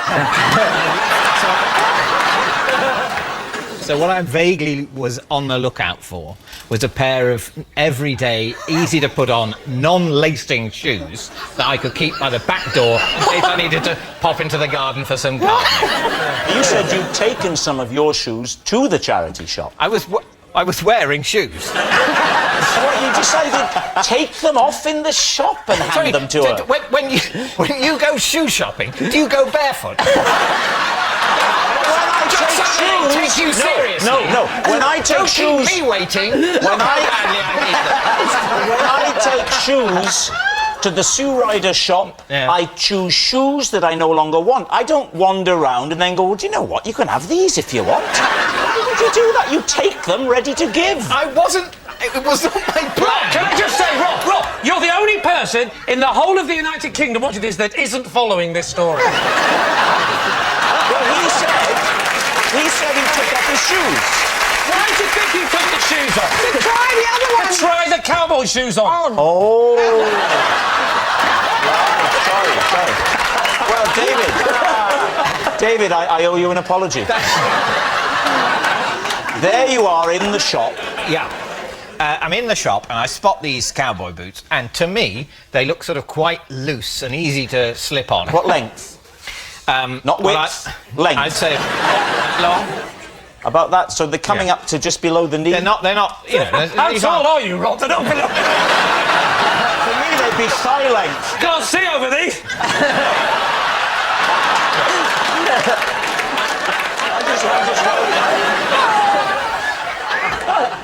I would say they're, for a cowboy, they're shortish. But Leather they're not, or suede? But they're not ankle boots. Leather or suede? Leather. And with a sort of bit of, I don't know the technical shoe terms, but sort of like a bit of crenellation sort of flapping on the back. I'm just going to have to use the terminology of the medieval castle. It's the only way I'm describing it. Anyway, they look so like... you saw them? You saw them? I saw them. OK. So I thought, I'll try them on. Yeah. But they were slightly harder to get on than I imagined. People in the shop, I imagine, were going, why is David Mitchell trying on cowboy boots? The shop wasn't as packed as you're imagining. In fact, I thought myself to be the only customer there. Right. I was soon disabused of that notion. When did you notice that your own shoes had been sold? I think, well, I remember I walked to the back of the shop in the cowboy boots, restraining an urge to walk like John Wayne. And when I came back towards the shoe area, I noticed that my shoes weren't there. And did you see who'd bought them? I didn't, no. I'm picturing a scene where you walk out the shop and you walk home, and then a few minutes later, a cowboy goes up to the counter and says, excuse me, I was just trying on a pair of, and then behind him a clown, and then a sailor. This just goes on all day, round and round. David, I don't know you. I've just got to know you today, and I admire you very much. But what I know of you from watching you on TV, the cowboy boots, it's just, I can't buy it. I can't imagine you'd even try them on. Well, in which case, then you should say that I'm lying. I might do. So, we need an answer. Lee's team. Is Amy Joe's miffed model, Nish's sleepy sidekick, or David's sneaky shoe seller? I'm more inclined to believe Nish myself. You believe Nish? Yeah. Because? Because, I don't know, I just think Amy and Nish look like they could be really good mates. Miles, you think? Well, I was looking at her very closely while Joe was talking about sculpting her. She looked quite icy about the whole thing. And of course, she was very offended in the stories, but during David's story, she looked, understandably baffled. I think it might be Joe, actually. What do you think? Well, I'm beginning to think. It doesn't even matter what I think. Your own... my job really is to agree with you, Lee. You are a man... Are we trying to reenact Dad's Army here? Do you think that's wise, sir? I think...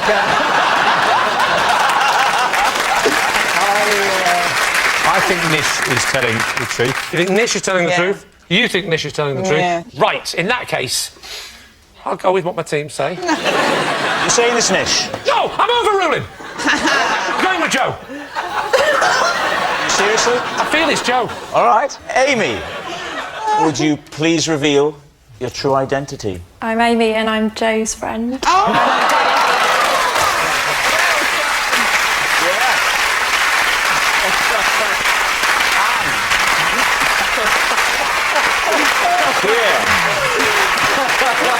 This is the sculpture that Joe Oh, good Lord.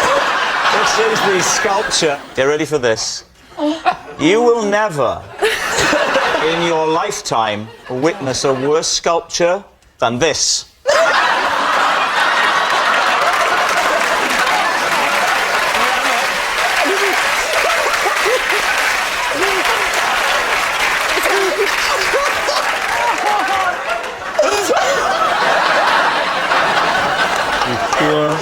Poor woman. Yes, Amy is Joe's miffed model. Thank you very much, Amy.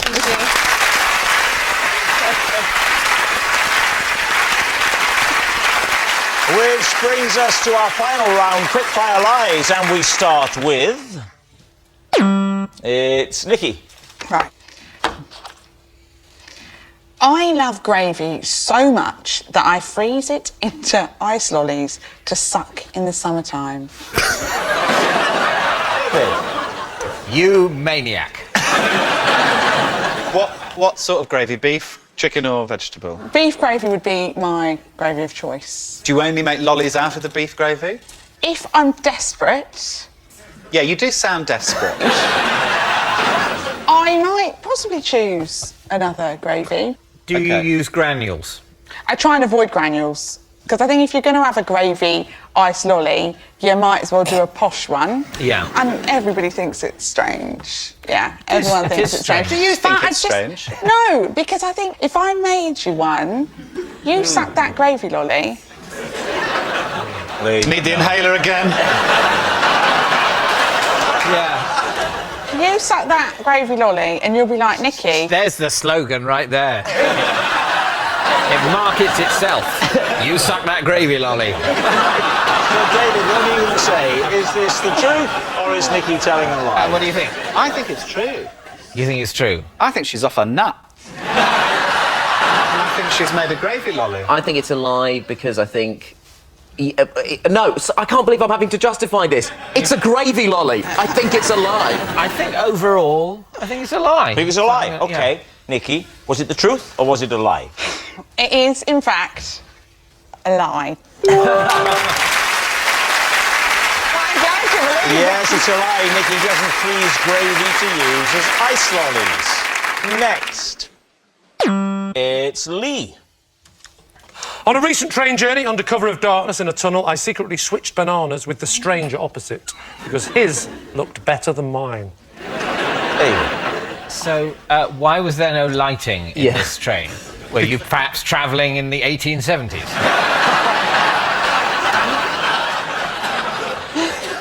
Because it was daytime, and in daytime they don't turn the lights on in a train. What? So they were unaware of the tunnels on their route. The tunnel was so brief and so quick they didn't bother. So it was a very brief. So it's basically like an extended bridge. It was a shortcut. So it was a very quick tunnel, but Very nevertheless quick tunnel. you had I would to swap say bananas. No more than 5 seconds. Can you demonstrate how you did it? Yeah. I had my banana, and I was looking at it thinking, you know, when yours is just a bit... It's not... I like them really yellow. I don't like that bit where they're just starting to go a little bit black. Yeah. You know what I mean? Just a little bit. But it was close enough where I thought, given an opportunity, I reckon I could swap that banana, because he was reading his paper. But he's not concentrating on that banana. He hasn't fully engaged with the colour. So he was reading his paper. Yeah. So he's holding a newspaper with 2 hands, and then in one of the hands he also had a banana. No, it was on the table in front of... Have you been on a train recently? The point is, he wasn't holding the banana. I'm not that bold. No, fine. I'm not that bold. That would have been awkward in the darkness. Hey, what's going on? What's going on? What's going on? Oh, no, the lights come on. I go. Mine was sitting on the table. His was sitting on the table. Okay, and you saw the 2 bananas. Yours has gone a bit manky. His is pristine. Just on the turn. Just enough that I could get away with swapping it. Yeah, so it's plausible that he might think, oh, I thought this banana was fresher than this. But it was like a film. It's been 14 seconds later. Maybe it's just turned. Did you have any reading materials, or were you just sat... Don't mock me, you know I can't read. I was simply entertaining myself, as ever, with my Etch-a-Sketch. And I remember thinking...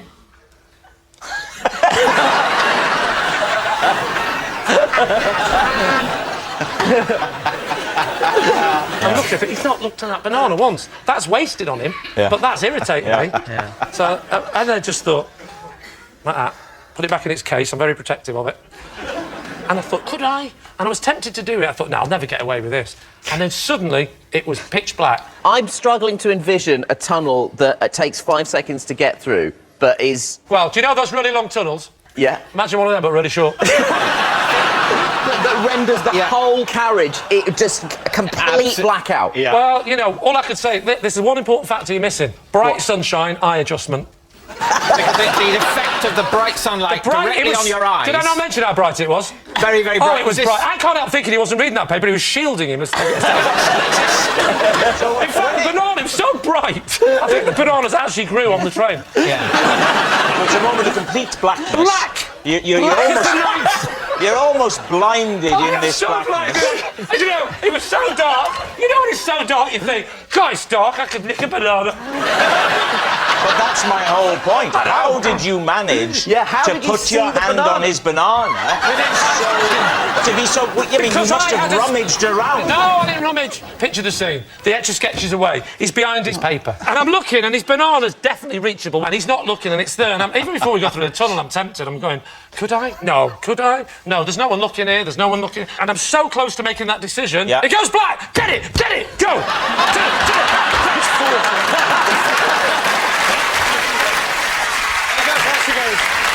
And I'll never forget his face.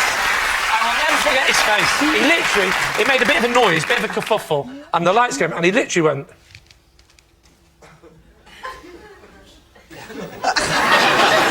You had got away with it. So what do you think, David? What do you think? Absolute nonsense. All right. What do you Just think? listen, give me another go. It was a pomegranate on a rickshaw.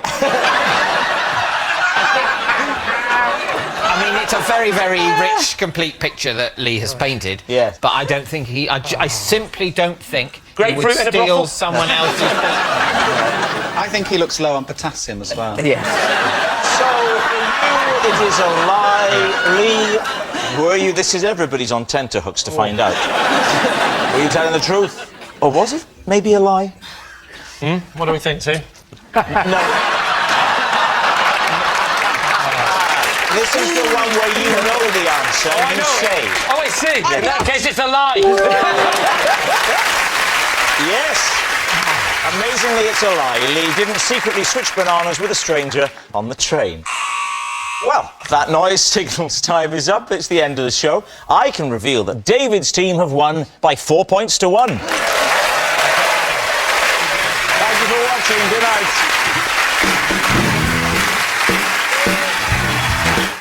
Celebrating 50 years of Just a Minute, Paul Merton interviews Nicholas Parsons. Just go to the Radio 4 website. Next, though, meeting the people of real America who've changed the shape of the country. Miriam Margolyes on a big adventure.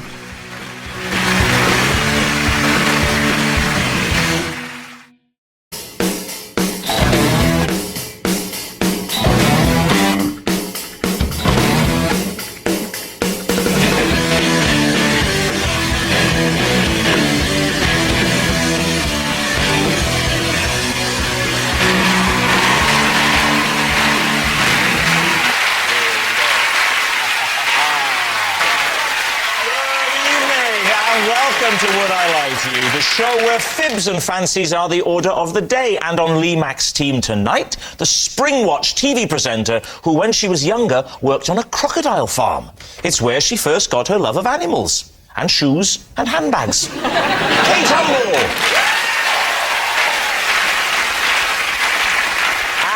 In the hit sitcom Rev, he plays the lovable, slightly odd, bookish nerd Nigel. And he's such a consummate actor, he started getting into character 32 years ago. It's Miles Jupp! On David Mitchell's team tonight, an actor who stars in The Indian Doctor, a show all about the first ever Indian doctor in Wales. I'm not sure what part he plays, I just hope his Welsh accent's up to it. Sanjeev Bhaskar! And it really is no exaggeration to say we have had hundreds of letters saying you've got to get this guy on the show. All from Judy, who just wants one night to herself, Richard Laidley! And so we begin with round one. It's Home Truths, where our panellists each read out a statement from the card in front of them. To make things harder, they've never seen the card before, so they've got no idea what they'll be faced with. It's up to the opposing team to sort the fact from the fiction. And, Richard, you are first up. One Christmas morning, I woke up stark naked in our shoe cupboard, clutching nothing but 2 cans of fake snow. Lee Mack, what do you make of that? So, what year was this? About 1993. OK, and can you talk us through how this happened? I went to bed very drunk on Christmas Eve. Actually, it was Christmas morning by then, about 2 in the morning. And I woke up again in the cupboard under the stairs, totally naked, with 2, as I realised when I picked them up, empty artificial snow spray cans in each hand. And the light was on, and my face was in the Wellington boots. What had you gone in there for? I'd gone in to put the snow cans back after what I then realised I'd done with them. What had you done with them? 2 weeks earlier, we bought our family Christmas tree in the hall. And Judy and Chloe, my daughter, decided that it wouldn't be a good idea to put artificial snow on it. And Jack, my son, and I thought it would. And we had a massive row, and of course, the ladies won. So the spray was hidden at the back of the cupboard, but I saw where Judy hid it. Okay. But you did this naked? I did it in my sleep. Can I just stop you there? No one's listening now, we're all just thinking, oh, Richard Madeley sleeps naked. And clearly, I mean, I can only suppose what happened. I'd gone downstairs in my sleep, taken the cans out, covered the tree with fake foam, gone back in the thing, and then woken up. You'd done the whole tree? Was it a good job? It was terrible. I mean, it covered everything. It covered the lights, it covered the baubles, it was like a great big Mr. Whippy. I'm intrigued by this cupboard under the stairs, Richard. I think someone with your income would by now, or by 1993 even, during your, let's call it heyday, would have had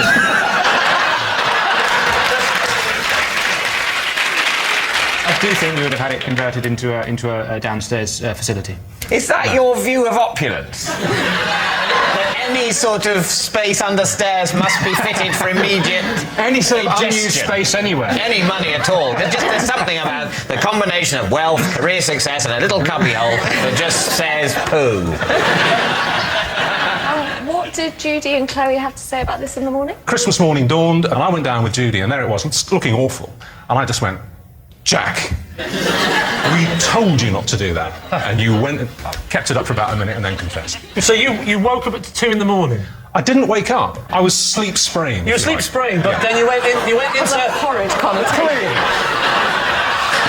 Think of the children.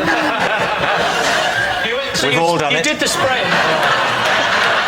What's your first conscious memory? Waking up in the cupboard or waking up in the bed? No, waking up in the cupboard. Do you always sleep naked? Yes. Always? Yeah. How does Judy feel about that? Well, so does she. Is it me or is it getting up to the... Sorry, hang on. No, give me a minute.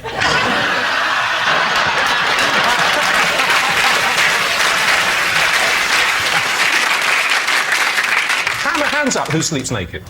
David, keep your hands down. It's got to be 40%. No, I mean, obviously I go to bed dressed as Scrooge. So what are you thinking, Lee? I definitely think it's plausible. What do you think, Kate?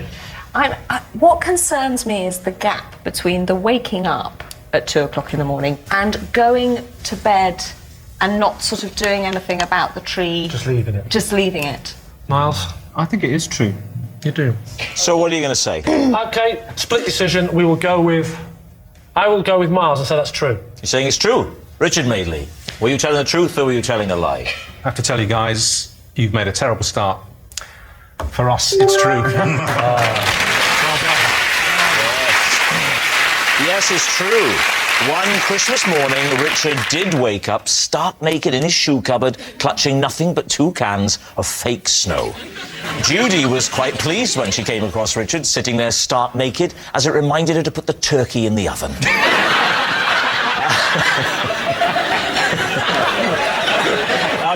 Miles, you're next.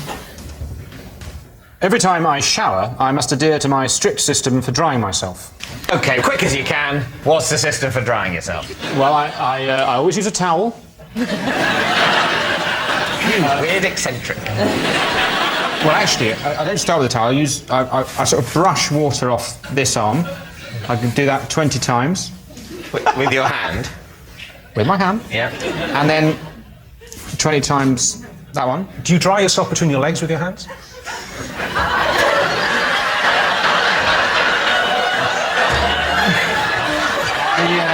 No, I don't, Richard. Is it like an OCD thing where it is 20, or is it roughly 20?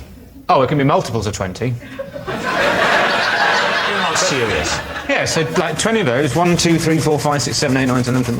We know what 20 is. Yeah. And then the same with that. And 30 in the hair. And then I go. And then I think if I'm ready to move on to the towel phase. I think I've done the arm and head thing. It's towel time. And when did you start doing this?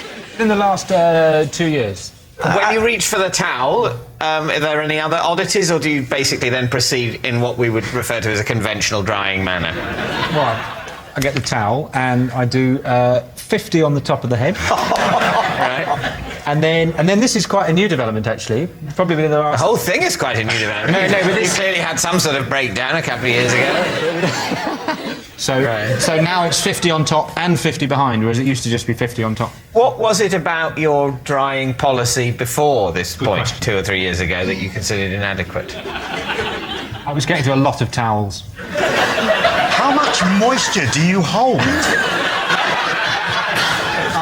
I am unbelievably absorbent. You, one could wring me out like a sponge. Have you tried that? Because that might be a more efficient way of...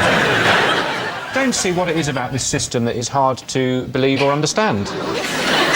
I don't like it.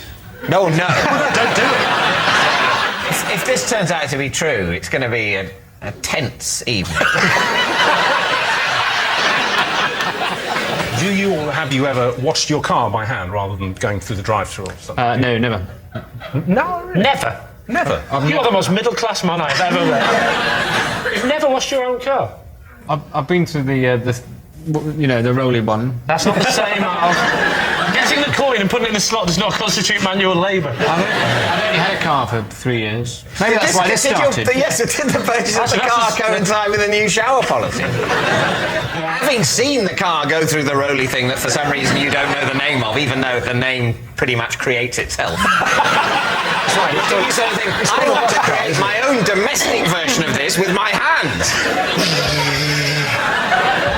I don't... Yeah. Do you have a little sign when you go into the bathroom that says stop? Once you get, do you edge forward, waiting, stop. And you've got to do it quickly because you know things are going to beep, beep, and you've got to get out again. So, David, it's time to take a guess. What do you think? It's truly horrible. I want it to be true, and I'm an optimist in life, so I'll say it's true. I can't go with that. I mean, if it is true, then it's really disturbing and frightening and all those other things that you scare your kids with. My instinct is that it's a lie. OK, you're saying it's a lie. Well, Miles, were you telling the truth, Miles, or were you telling a lie? It is true.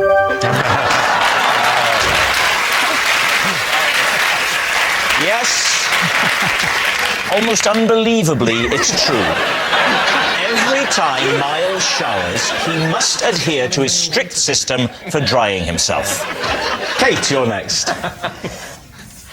Every time I have a haircut, I ask to keep the hair, which I then take to London and scatter for the pigeons to make nests with. There we are. All right. David, what do you think?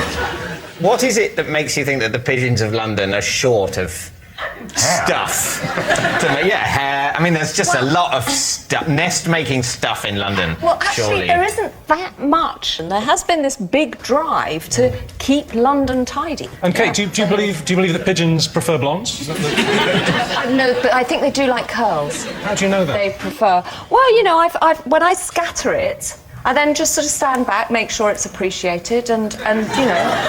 It immediately gets snapped up. It does. They go away. There's somebody else feeding them some bread, and they go. Yeah. Curly They hair. do. Who wants a bit of old Hovis? You know, How when much you- of your hair do you get cut for the curl to be included? Because that suggests It's quite about an inch and a half I have cut. I don't have it cut very often. Where in London do you go to distribute your clippings? Can I ask you a question, David? Have you ever met a woman before? I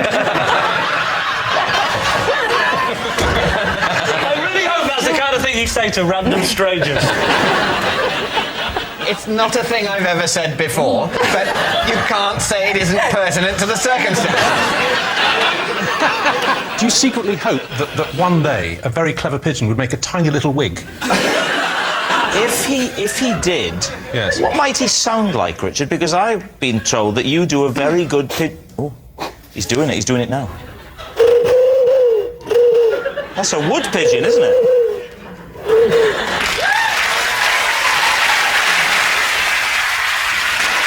And for the aficionados of birdland amongst you, not to be confused with the ringed dove.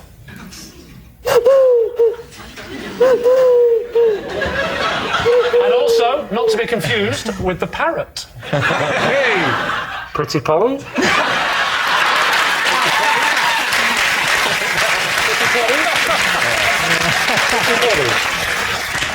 Yes, this programme is getting more and more like the One Show.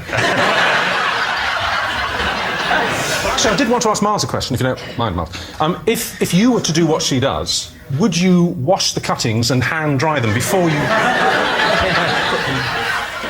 If I were to collect Kate Humble's hair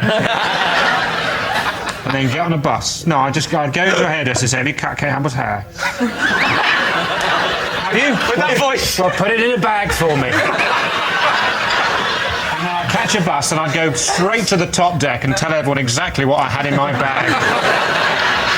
Who wants a spring watch? Got a hair in my bag.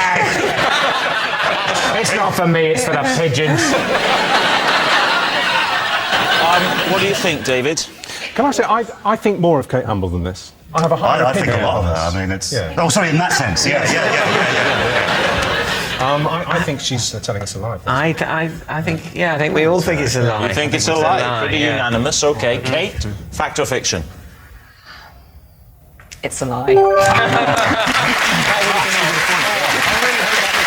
Yes, it was a lie. Every time Kate has a haircut, she doesn't take the hair cuttings to London to scatter to the pigeons for them to make nests with. Our next round is called This Is My, where we bring on a mystery guest who has a close connection to one of our panellists. This week, each of Lee's team will claim it's them that has the genuine connection to the guest, and it's up to David's team to spot who's telling the truth. So please welcome this week's special guest, John.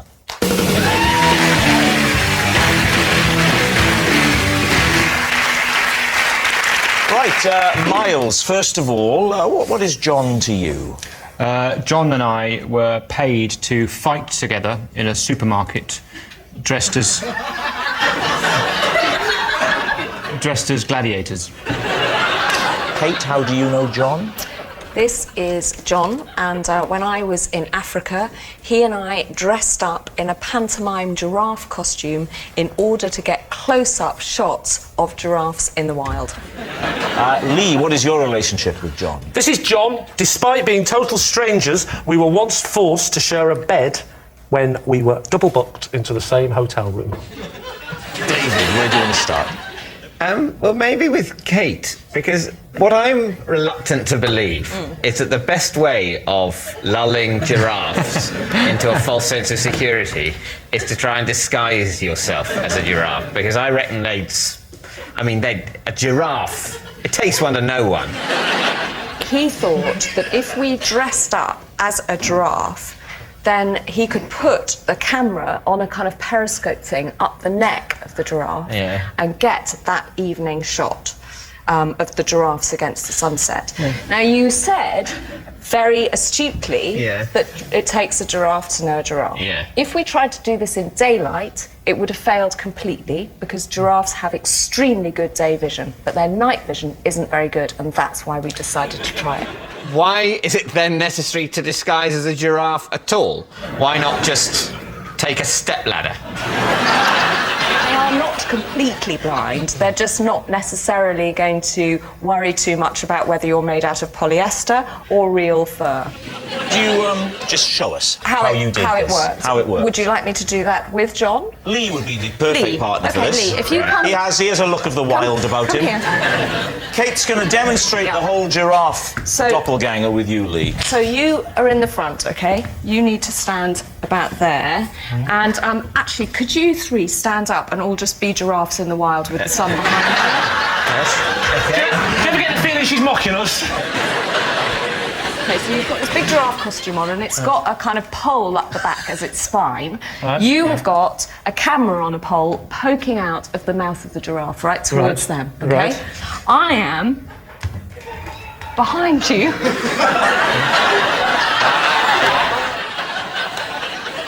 Kate, at what point do you say action? I've got the laptop here. So I'm checking the focus and saying to John, OK, you're nicely framed up. It's looking lovely. There was a... By the way, I'm a meerkat. Excellent. You're doing a very good job.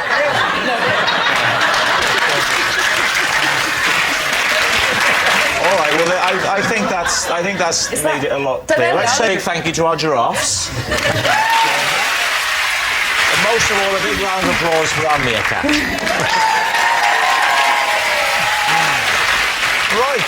Who would you like to question next? Yes, Miles. You had to dress up as a gladiator. A gladiator? Yeah. As in a Roman gladiator, or as in from the TV show Gladiators? A Roman gladiator. So the sort of sword and sandals? Yeah, breastplates. What sort of gladiator were you? We each had a sword and a shield, and we did battle. And this was in a supermarket? Yes. Were you employed, or was this just... We were in... Or a distraction technique, so that someone else could steal biscuits. Some cakes. We were promoting a range of foods. Fresh lion meat, you know, the usual. We were promoting a range of foods, the Viva Italia delicatessen range. I don't know if you remember when Safeways rolled that out. We would have this fight, and then one of us would die, or be beaten, be vanquished, and the other one would say, "Oh, how did you get the strength to beat me?" And you'd say, "From aisle 7, where I've been feasting on the Viva Italia delicatessen range."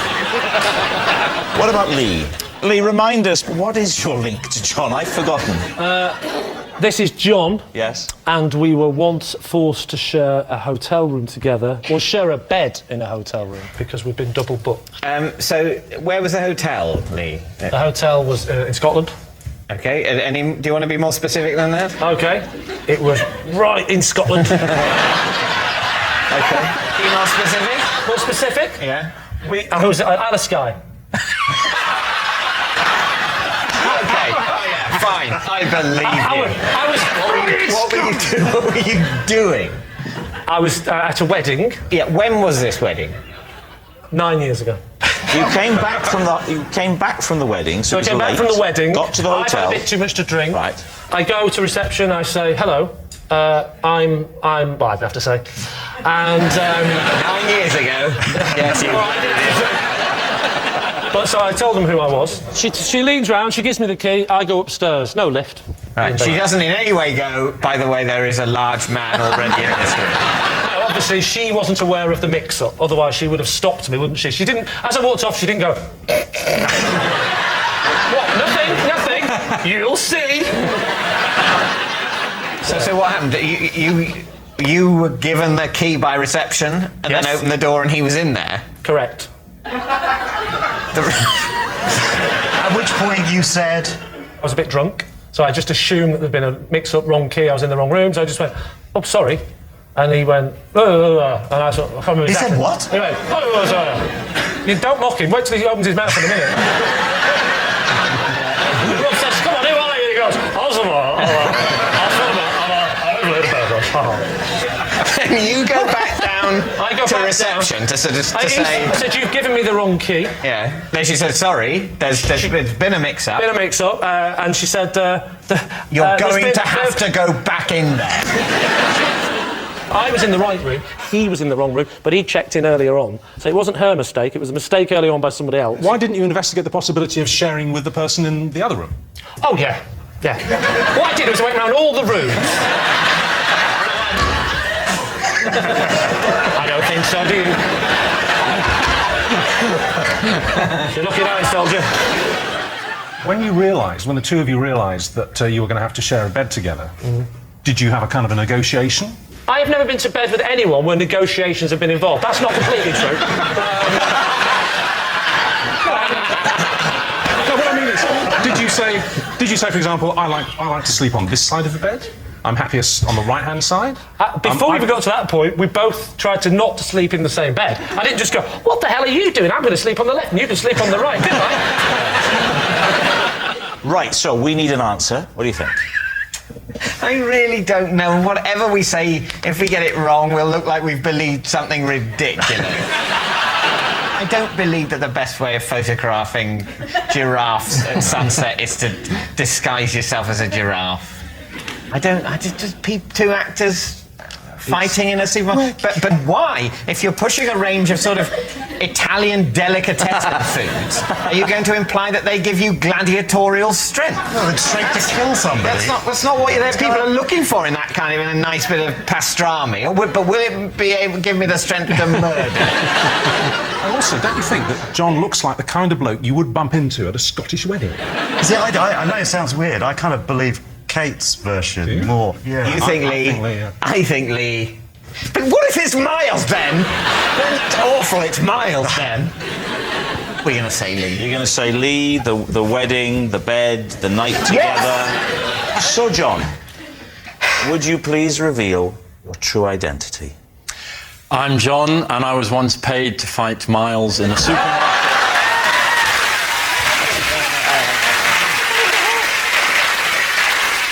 Yeah, John and Miles were paid to fight each other in a supermarket while dressed as gladiators. It's a horrible, stupid game. Thank you very much, John. Thank you.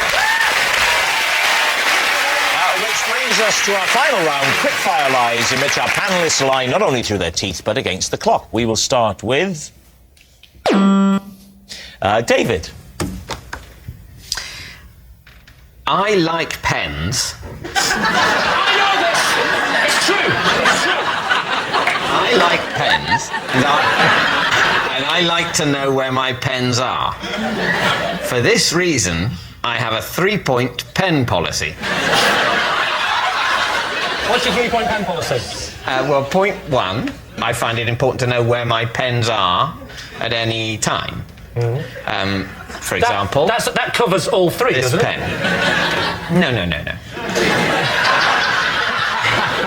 Point 2 is to be hyper-aware of any pen that I've lent out. Point 3 is to take any opportunity within the bounds of a reasonable interpretation of the law to purloin or otherwise obtain pens. Name 3 people who have currently got pens of yours that you want back. There are no people who have pens. A key part of point 2 is to get a pen back as soon as possible. When people say, "Oh, can I borrow your pen?" what I want to say is, absolutely not! Get your own pen! This is mine!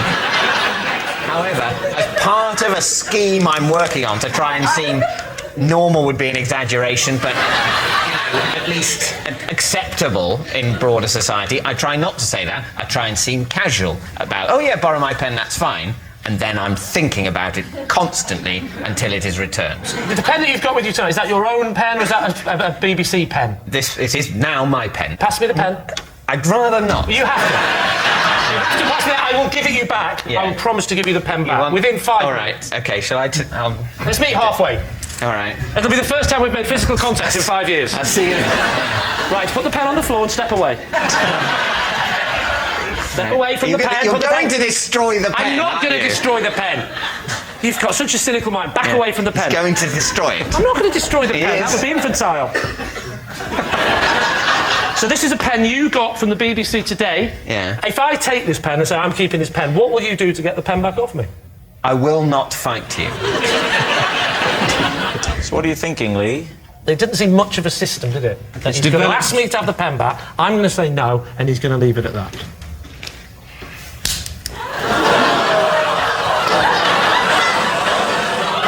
I'm so sorry. It is fair to say we have created drama. You had explicitly reassured him in front of witnesses that you would not break the pen. I didn't believe him. I didn't believe him. I knew he'd break the pen. That pen, I'm afraid to say, and I hope this doesn't make me sound heartless, when I put that pen down there, it was dead to me.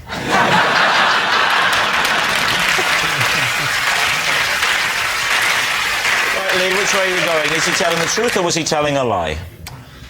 I bet you love pens. I bet you're pretty crazy about pens, but you do not have a 3-point system. I think he might. OK, Lee, take a guess. Truth or lie? We'll say it's a lie. You're saying it's a lie. David Mitchell, the truth or a lie? It is, in fact, true.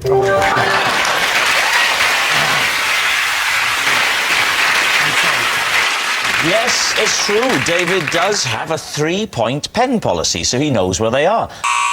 Oh, that noise signals time is up and it's the end of the show, and I can reveal that Lee's team have won by 3 points to 2. But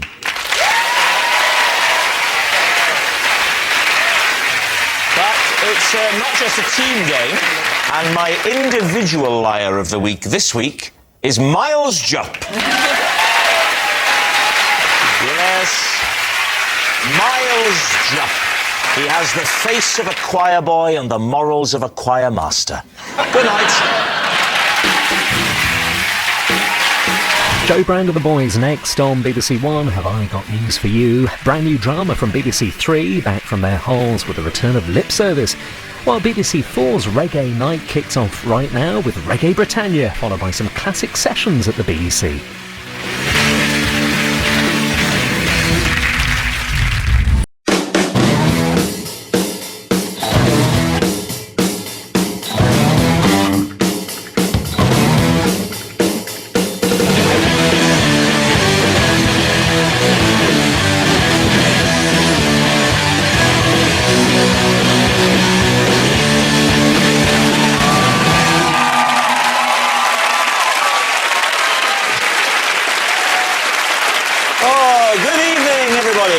welcome to Would I Lie to You, the show that tests our panellists' ability to lie. On Lee Mack's team tonight, we have a rock star physicist, which means he can throw a TV out of a window whilst calculating its speed of trajectory. From Wonders of the Solar System is Professor Brian Cox. And a young Scottish comedian who's the funniest thing to happen to Glasgow since it was named European Capital of Culture. Kevin Bridges. And on David Mitchell's team, someone who spent the last 3 years in a coma, reliving the 80s. No, it's not Bruce Forsyth. From Ashes to Ashes, Keely Hawes! And a comedy actor who went to university with Rachel Weisz and Sam Mendes, so he's perfectly comfortable in the company of major stars. This will be a bit different for you tonight. It's Stephen Mangan! And so to round one, Home Truths, where our panellists each read out a statement from the card in front of them. To make things harder, they've never seen the card before, so have no idea what they'll be faced with. It's up to the opposing team to sort the fact from the fiction. And first up is the mighty Stephen Mango Mangan. Right. I have nicknames for both my big toes. Lee's team. What do you think? What's the nicknames? Leslie and Scruple. Oh, what? Scruple. Scruple? Yeah. Why Scruple? Leslie was Leslie was the nickname me and my first girlfriend had for our baby that we were going to have. We were planned about getting married and having a kid, and we were going to call it Leslie as a joke because it's it's a nice name, but we weren't actually going to call it Leslie. And then one day the foot was out the end of the bed, and you thought, let's try for that baby.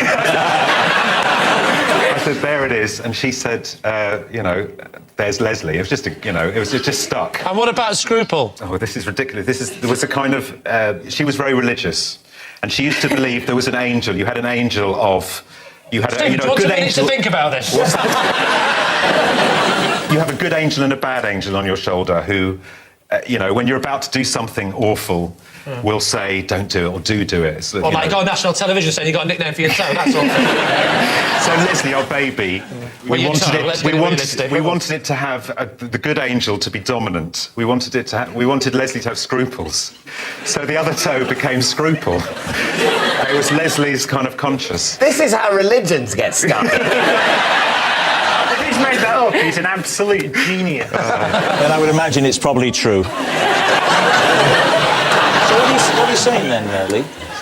It's got to be true. You think it's got to be true? It's got to be true. It's got to be. Kevin? I think it's true. Still think it's true. And you think it's true? I do. And you're a professor. Do we call you doctor or professor? Whatever you'd like.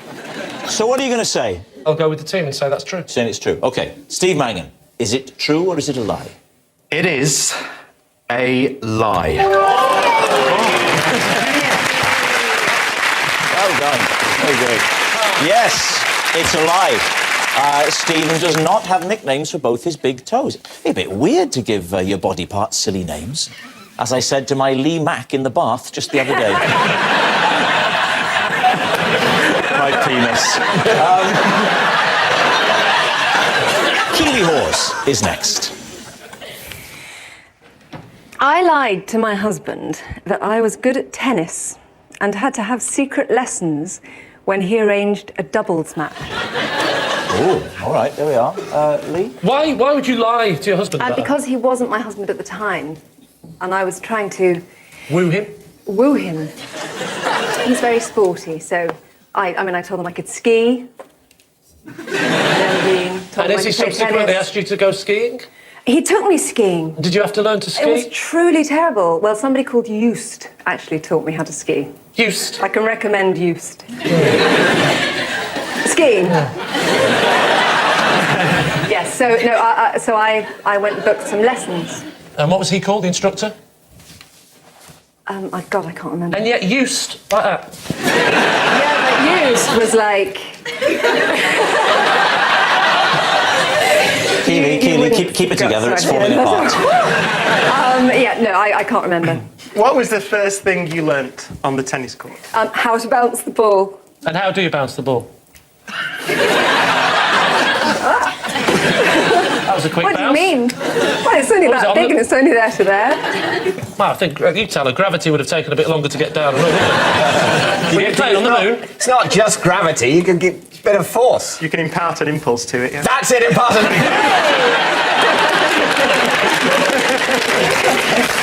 The rate of change of momentum is proportional. Don't push it. Did you win?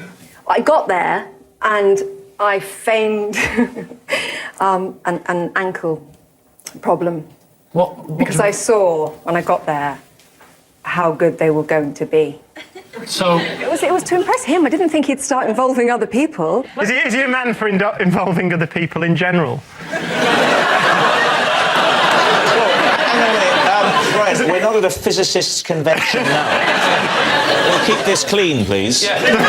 Now, listen here. Did your husband ever find out about these secret lessons? I told him. You came clean. I came clean on the night that I made him dinner, pretended that I'd cooked it, and then he... Your whole life is a fabrication, isn't it? Fed it to him in the dark, and then he found the Tesco Express box. Oh, no. And then it all came out. Did it? I said, I can't play tennis, and I can't cook. My name's not Jeff.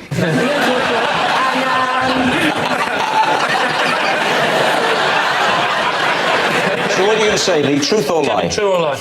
I think it's true. I believe that. What do we think? True. I'll have to go with the team then. I'll say that. So you're saying it's true? Oh, all right. Keely, truth or lie? It's absolutely true. Well done, Suttie. I was doubting that one. Nice work.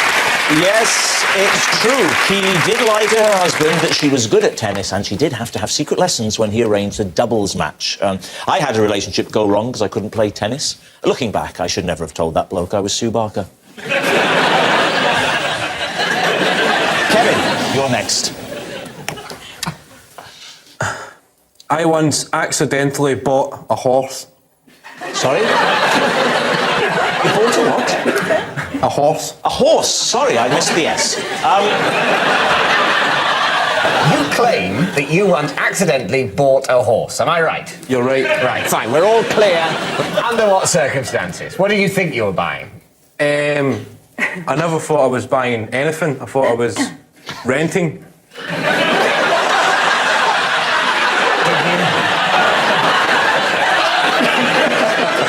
Did you think you were renting a horse? Yes. Right.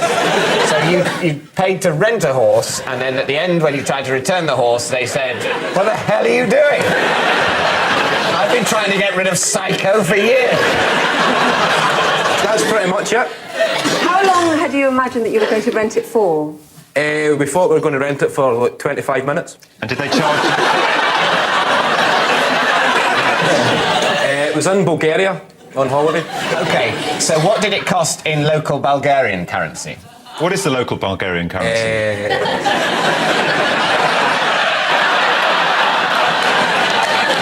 It was 200 lev.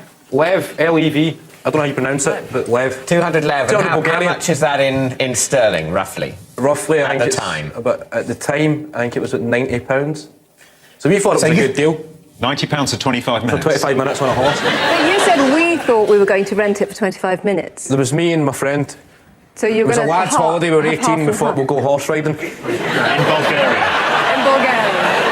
Did you question the odd sort of time slots they were going for? No, the I've guy- never been pony trekking, but I imagine they sort of rent you the horse for perhaps a couple of hours. Oh, the or, guy- or at least a solid half hour. You get 25 minutes and then the horse needs a break for 5 minutes and then And somebody then else you comes. keep the horse forever. Oh, I never knew that. What happened when you tried to take it back? The guy explained to us that the guy was gone. The guy... Never say the phrase on this game. The guy explained to us that he'd gone. Well, there was two. Never say that. There was two different guys. There was two You have guys. to go through me if you want to speak to my client. There was guy A. Guy A. That's a Bulgarian name. Very well known. The most famous Bulgarian name. Guy Dimitri. I think that... No, guy A. And guy B. Right? We thought we were going horse riding and we were heading towards the place where you actually hire the horse. Stables. The official... the stables, right? think he's making it up, and I'm on his team.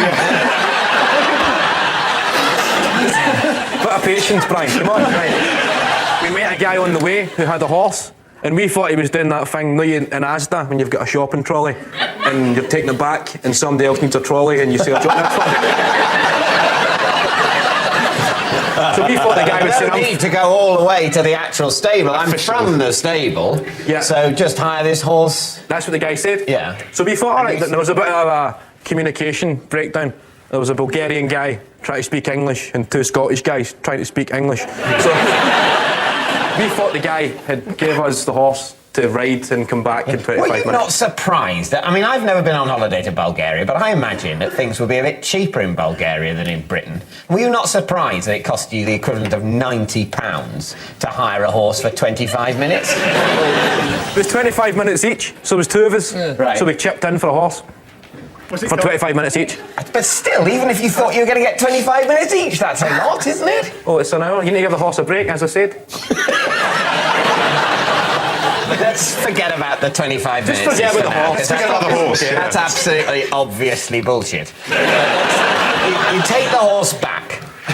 Guy B, who's the guy you met on the way to the stables... He's gone. He's gone. No sign of him. No, he's gone. So you say to Guy A, well, we hired this as part of your not bothering to actually go to the stables but getting it a few hundred yards away scheme. We hired this horse for 25 minutes at an extortionate rate. Nevertheless, here it is. And what did he say? We went back to the place where we picked up the horse. Oh, so not to the stable, no, but to the random point in the road. From the stable, thinking bewilderedly, where has the mysterious man gone? I would have thought that logically, when you were returning it, having thought that it had come from the stable, but you'd been lucky not to have to walk to the stable before hiring it, you might nevertheless have thought, well, the stable's where it's got to go back to, rather than, well, Sodom, this is where we picked it up from, I'm not actually taking the stable. I'm going to stand here, 300 yards away from the stable, go, come over here! Come and get your own horse! At which point locals start waving, go, no, you keep. Kevin, look at me. You're taking the horse back. Look at me. What happened next? Come on, Kevin. Come on. Right. So where are we taking off from? You're taking the horse back. Let's go back to the start. Kevin Bridges, for the love of God, please tell us what happened. Right. We bought a horse. We thought we'd rented the horse. We'd done the horse riding, took it back to the initial place we picked up the horse. Yes. Locals explained we'd went to a counterfeit horse guy. It wasn't the official horse riding stable. This was a counterfeit horse. This wasn't a genuine horse. This was maybe two guys in a costume. That would explain the 25 minutes. Yeah. I can't only do 25 minutes. The giveaway was after 25 minutes, I won't win. Right, let's crack on, lads.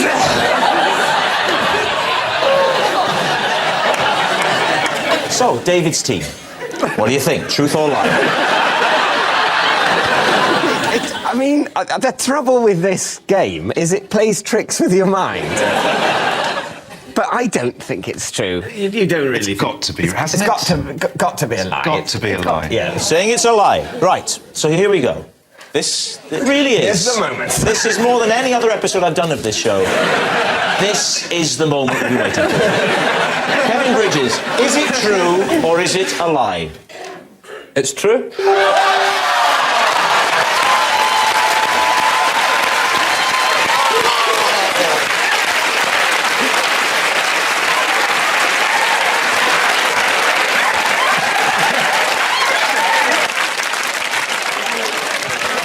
Unbelievable. Our next round is called This Is My, where we bring on a mystery guest who has a close connection to one of our panellists. This week, each of Lee's team will claim that it's them that has the genuine connection to the guest, and it's up to David's team to spot who's telling the truth. So please give a warm welcome to this week's special guest, Drac. Welcome, Drac. So, Kevin, What is Drac to you? This is Drac, he's my dad's friend. He took me out for a driving lesson and I reversed through a chip shop window. Brian, please explain how you know Drac. Well, this is Drac, the roadie that left me gaffer taped to a lighting rig for over an hour. Right. And finally, Lee, what's your connection? This is Drac, and I presented him with first prize at the National Pie Awards 2009. So, David's team, begin your investigation. Lee, where were the National Pie Awards held? Birmingham. What was the venue? The venue was the Hilton Hotel. Right. Hilton What kind of pie was it? Well, The he made a selection. He didn't just make one pie. It was for his various pies. You don't just have one pie. It's So not like Was he various pie maker of the year? no. He won the big prize at the end, National Pie Maker of the Year. So he won the overall award. Were there like No, separate... he didn't have the best overall.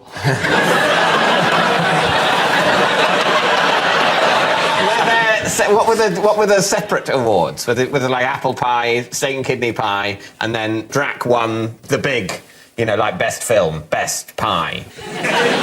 You don't just have one pie. You have to have, I think, two or three pies. I think we understand that you have to demonstrate the ability to reproduce the pie.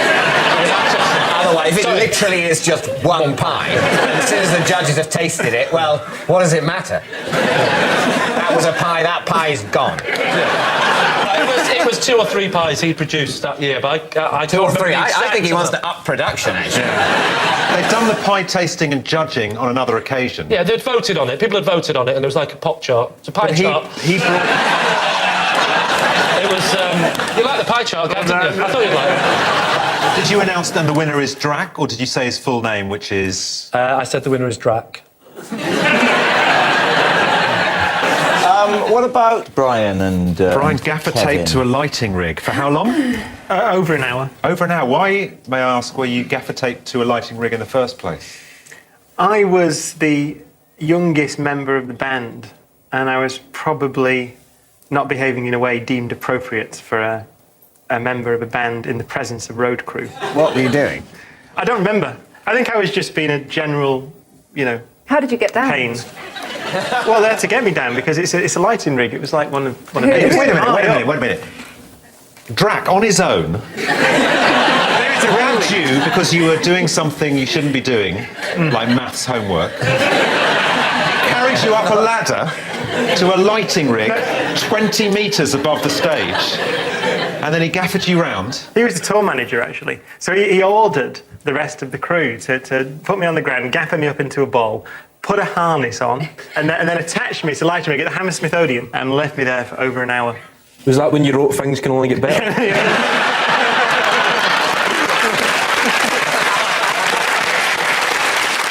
And you can't remember what you did that had offended them? No, I think it was just a build-up, of absolute annoyance over many weeks. I can believe it.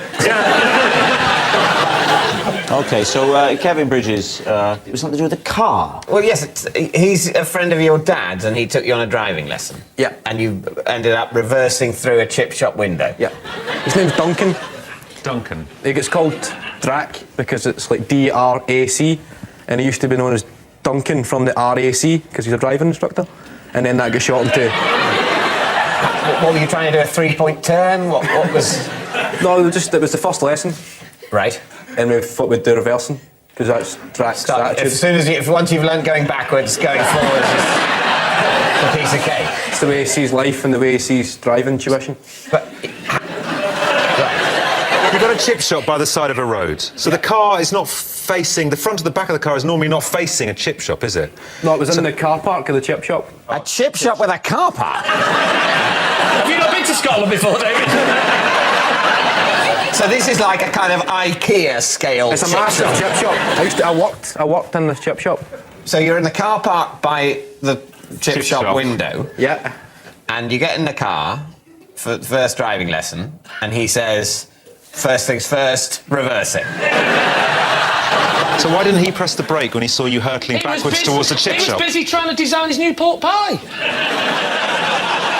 Right, David's team, we need an answer. Is Drac Kevin's driving instructor, Brian's gaffer taping roadie, or Lee's prize-winning pie maker? What are you going to say? I have absolutely no idea. Well, Kevin's story sounds implausible, but we've been down this road before. Frankly, nothing would surprise me. If he said he'd unscrewed his leg and it had walked to China on its own, I'd believe it. Leading a corporate, isn't pies a bit...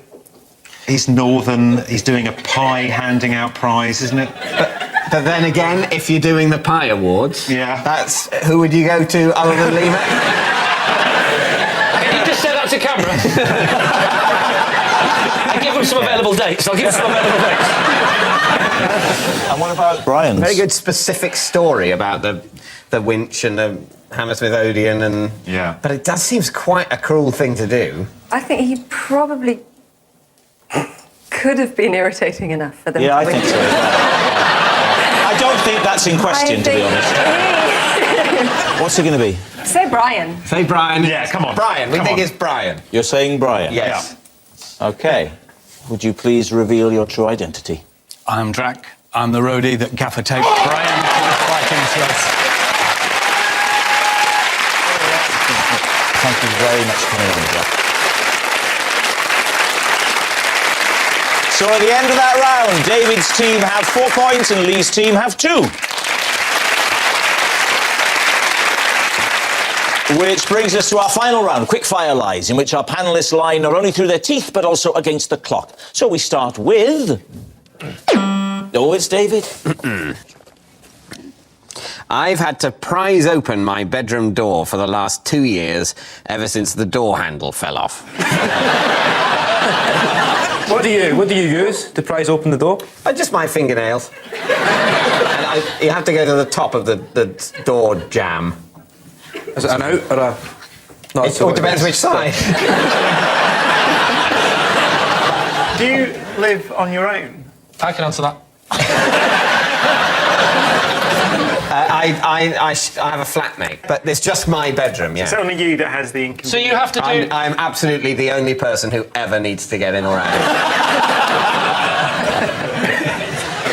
It speaks to me with a stare, and I don't know... That's just, you know, Don't a say look of resignation. Why haven't you just whipped out a knob and affixed it to the entrance? Basically, it's not really... You can't just screw it back on because the holes that the screws... The thread's gone. That's it! Keely, speaking as the only woman, in your single days before you settled down... Oh, God. And yes. you'd have been met David and you'd be getting on like a wildfire and he said, well, why don't you come back to my... I know you don't like this. I know you don't like it. It's either this or Ronnie Corbett. Right. Why don't you come back to my apartment and we could settle down and have a game of Boggle. So you go there, and he said, well, why don't we go upstairs? And you go upstairs and you get to the door and there's no handle or knob. Would that put you off? This actually happened to me once. David! You're a dark horse. I don't remember.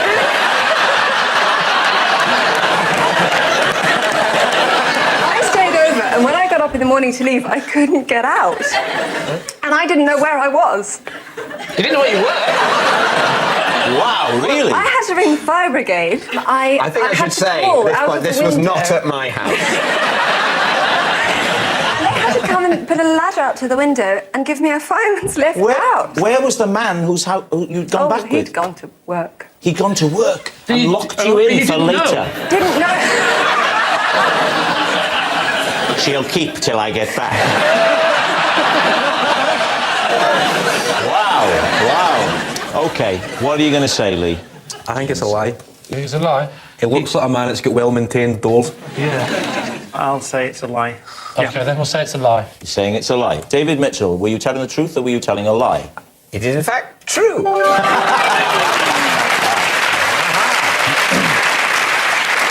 Yes. It's true, David has had to prise open his bedroom door for the last 2 years, ever since the door handle fell off. And next. It's Lee. Possession. All right, take out the box, pop it on the desk, and read the card.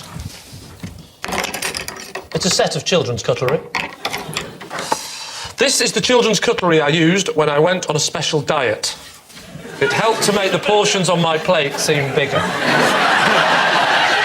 David's team, do you believe that? So, Lee, how long did you use the cutlery for, then? Well, if it was a big meal, 10 minutes. In terms of weeks or months? How long Nothing was that big. How long was the period of your life for which you used children's cutlery in order to lose weight? Swallow this. I know it doesn't take you that long to invent 6 months. 6 months. Did you sort of take them, if you were going to a restaurant, did you take them with you? No, I think you're mixing it with a lunatic. You know, it's not a great... I mean, Keely, would you really want that on a date if I said, so, how did the tennis go, love?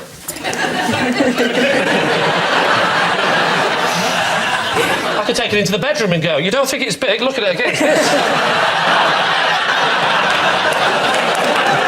And that's a salad fork, let me tell you.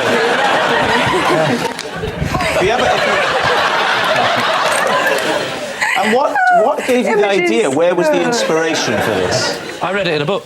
You read it in a book? Yes. Which book was that? The Book of Dieting. The Book of Dieting? No, it was a big book of stupid dieting. David, what do you think? A lie. It's a lie. Keely, are you in agreement with the rest of I us? think that's a lie. So you're saying no? OK. Lee Mack, were you telling the truth there? It was a lie. What a shock. It was a lie. Lee did not go on a diet which involved using children's cutlery for every meal to make his portions seem bigger. Oh, that noise signals time is up, and I can reveal that David's team has triumphed by 7 points to 4. But of course, it's not just a team game, and my individual liar of the week this week is Kevin Bridges. Yes, a fine achievement for a young man of 24. As a Glaswegian, he can look back on that with satisfaction for the rest of his life. Another 10 years. Good night.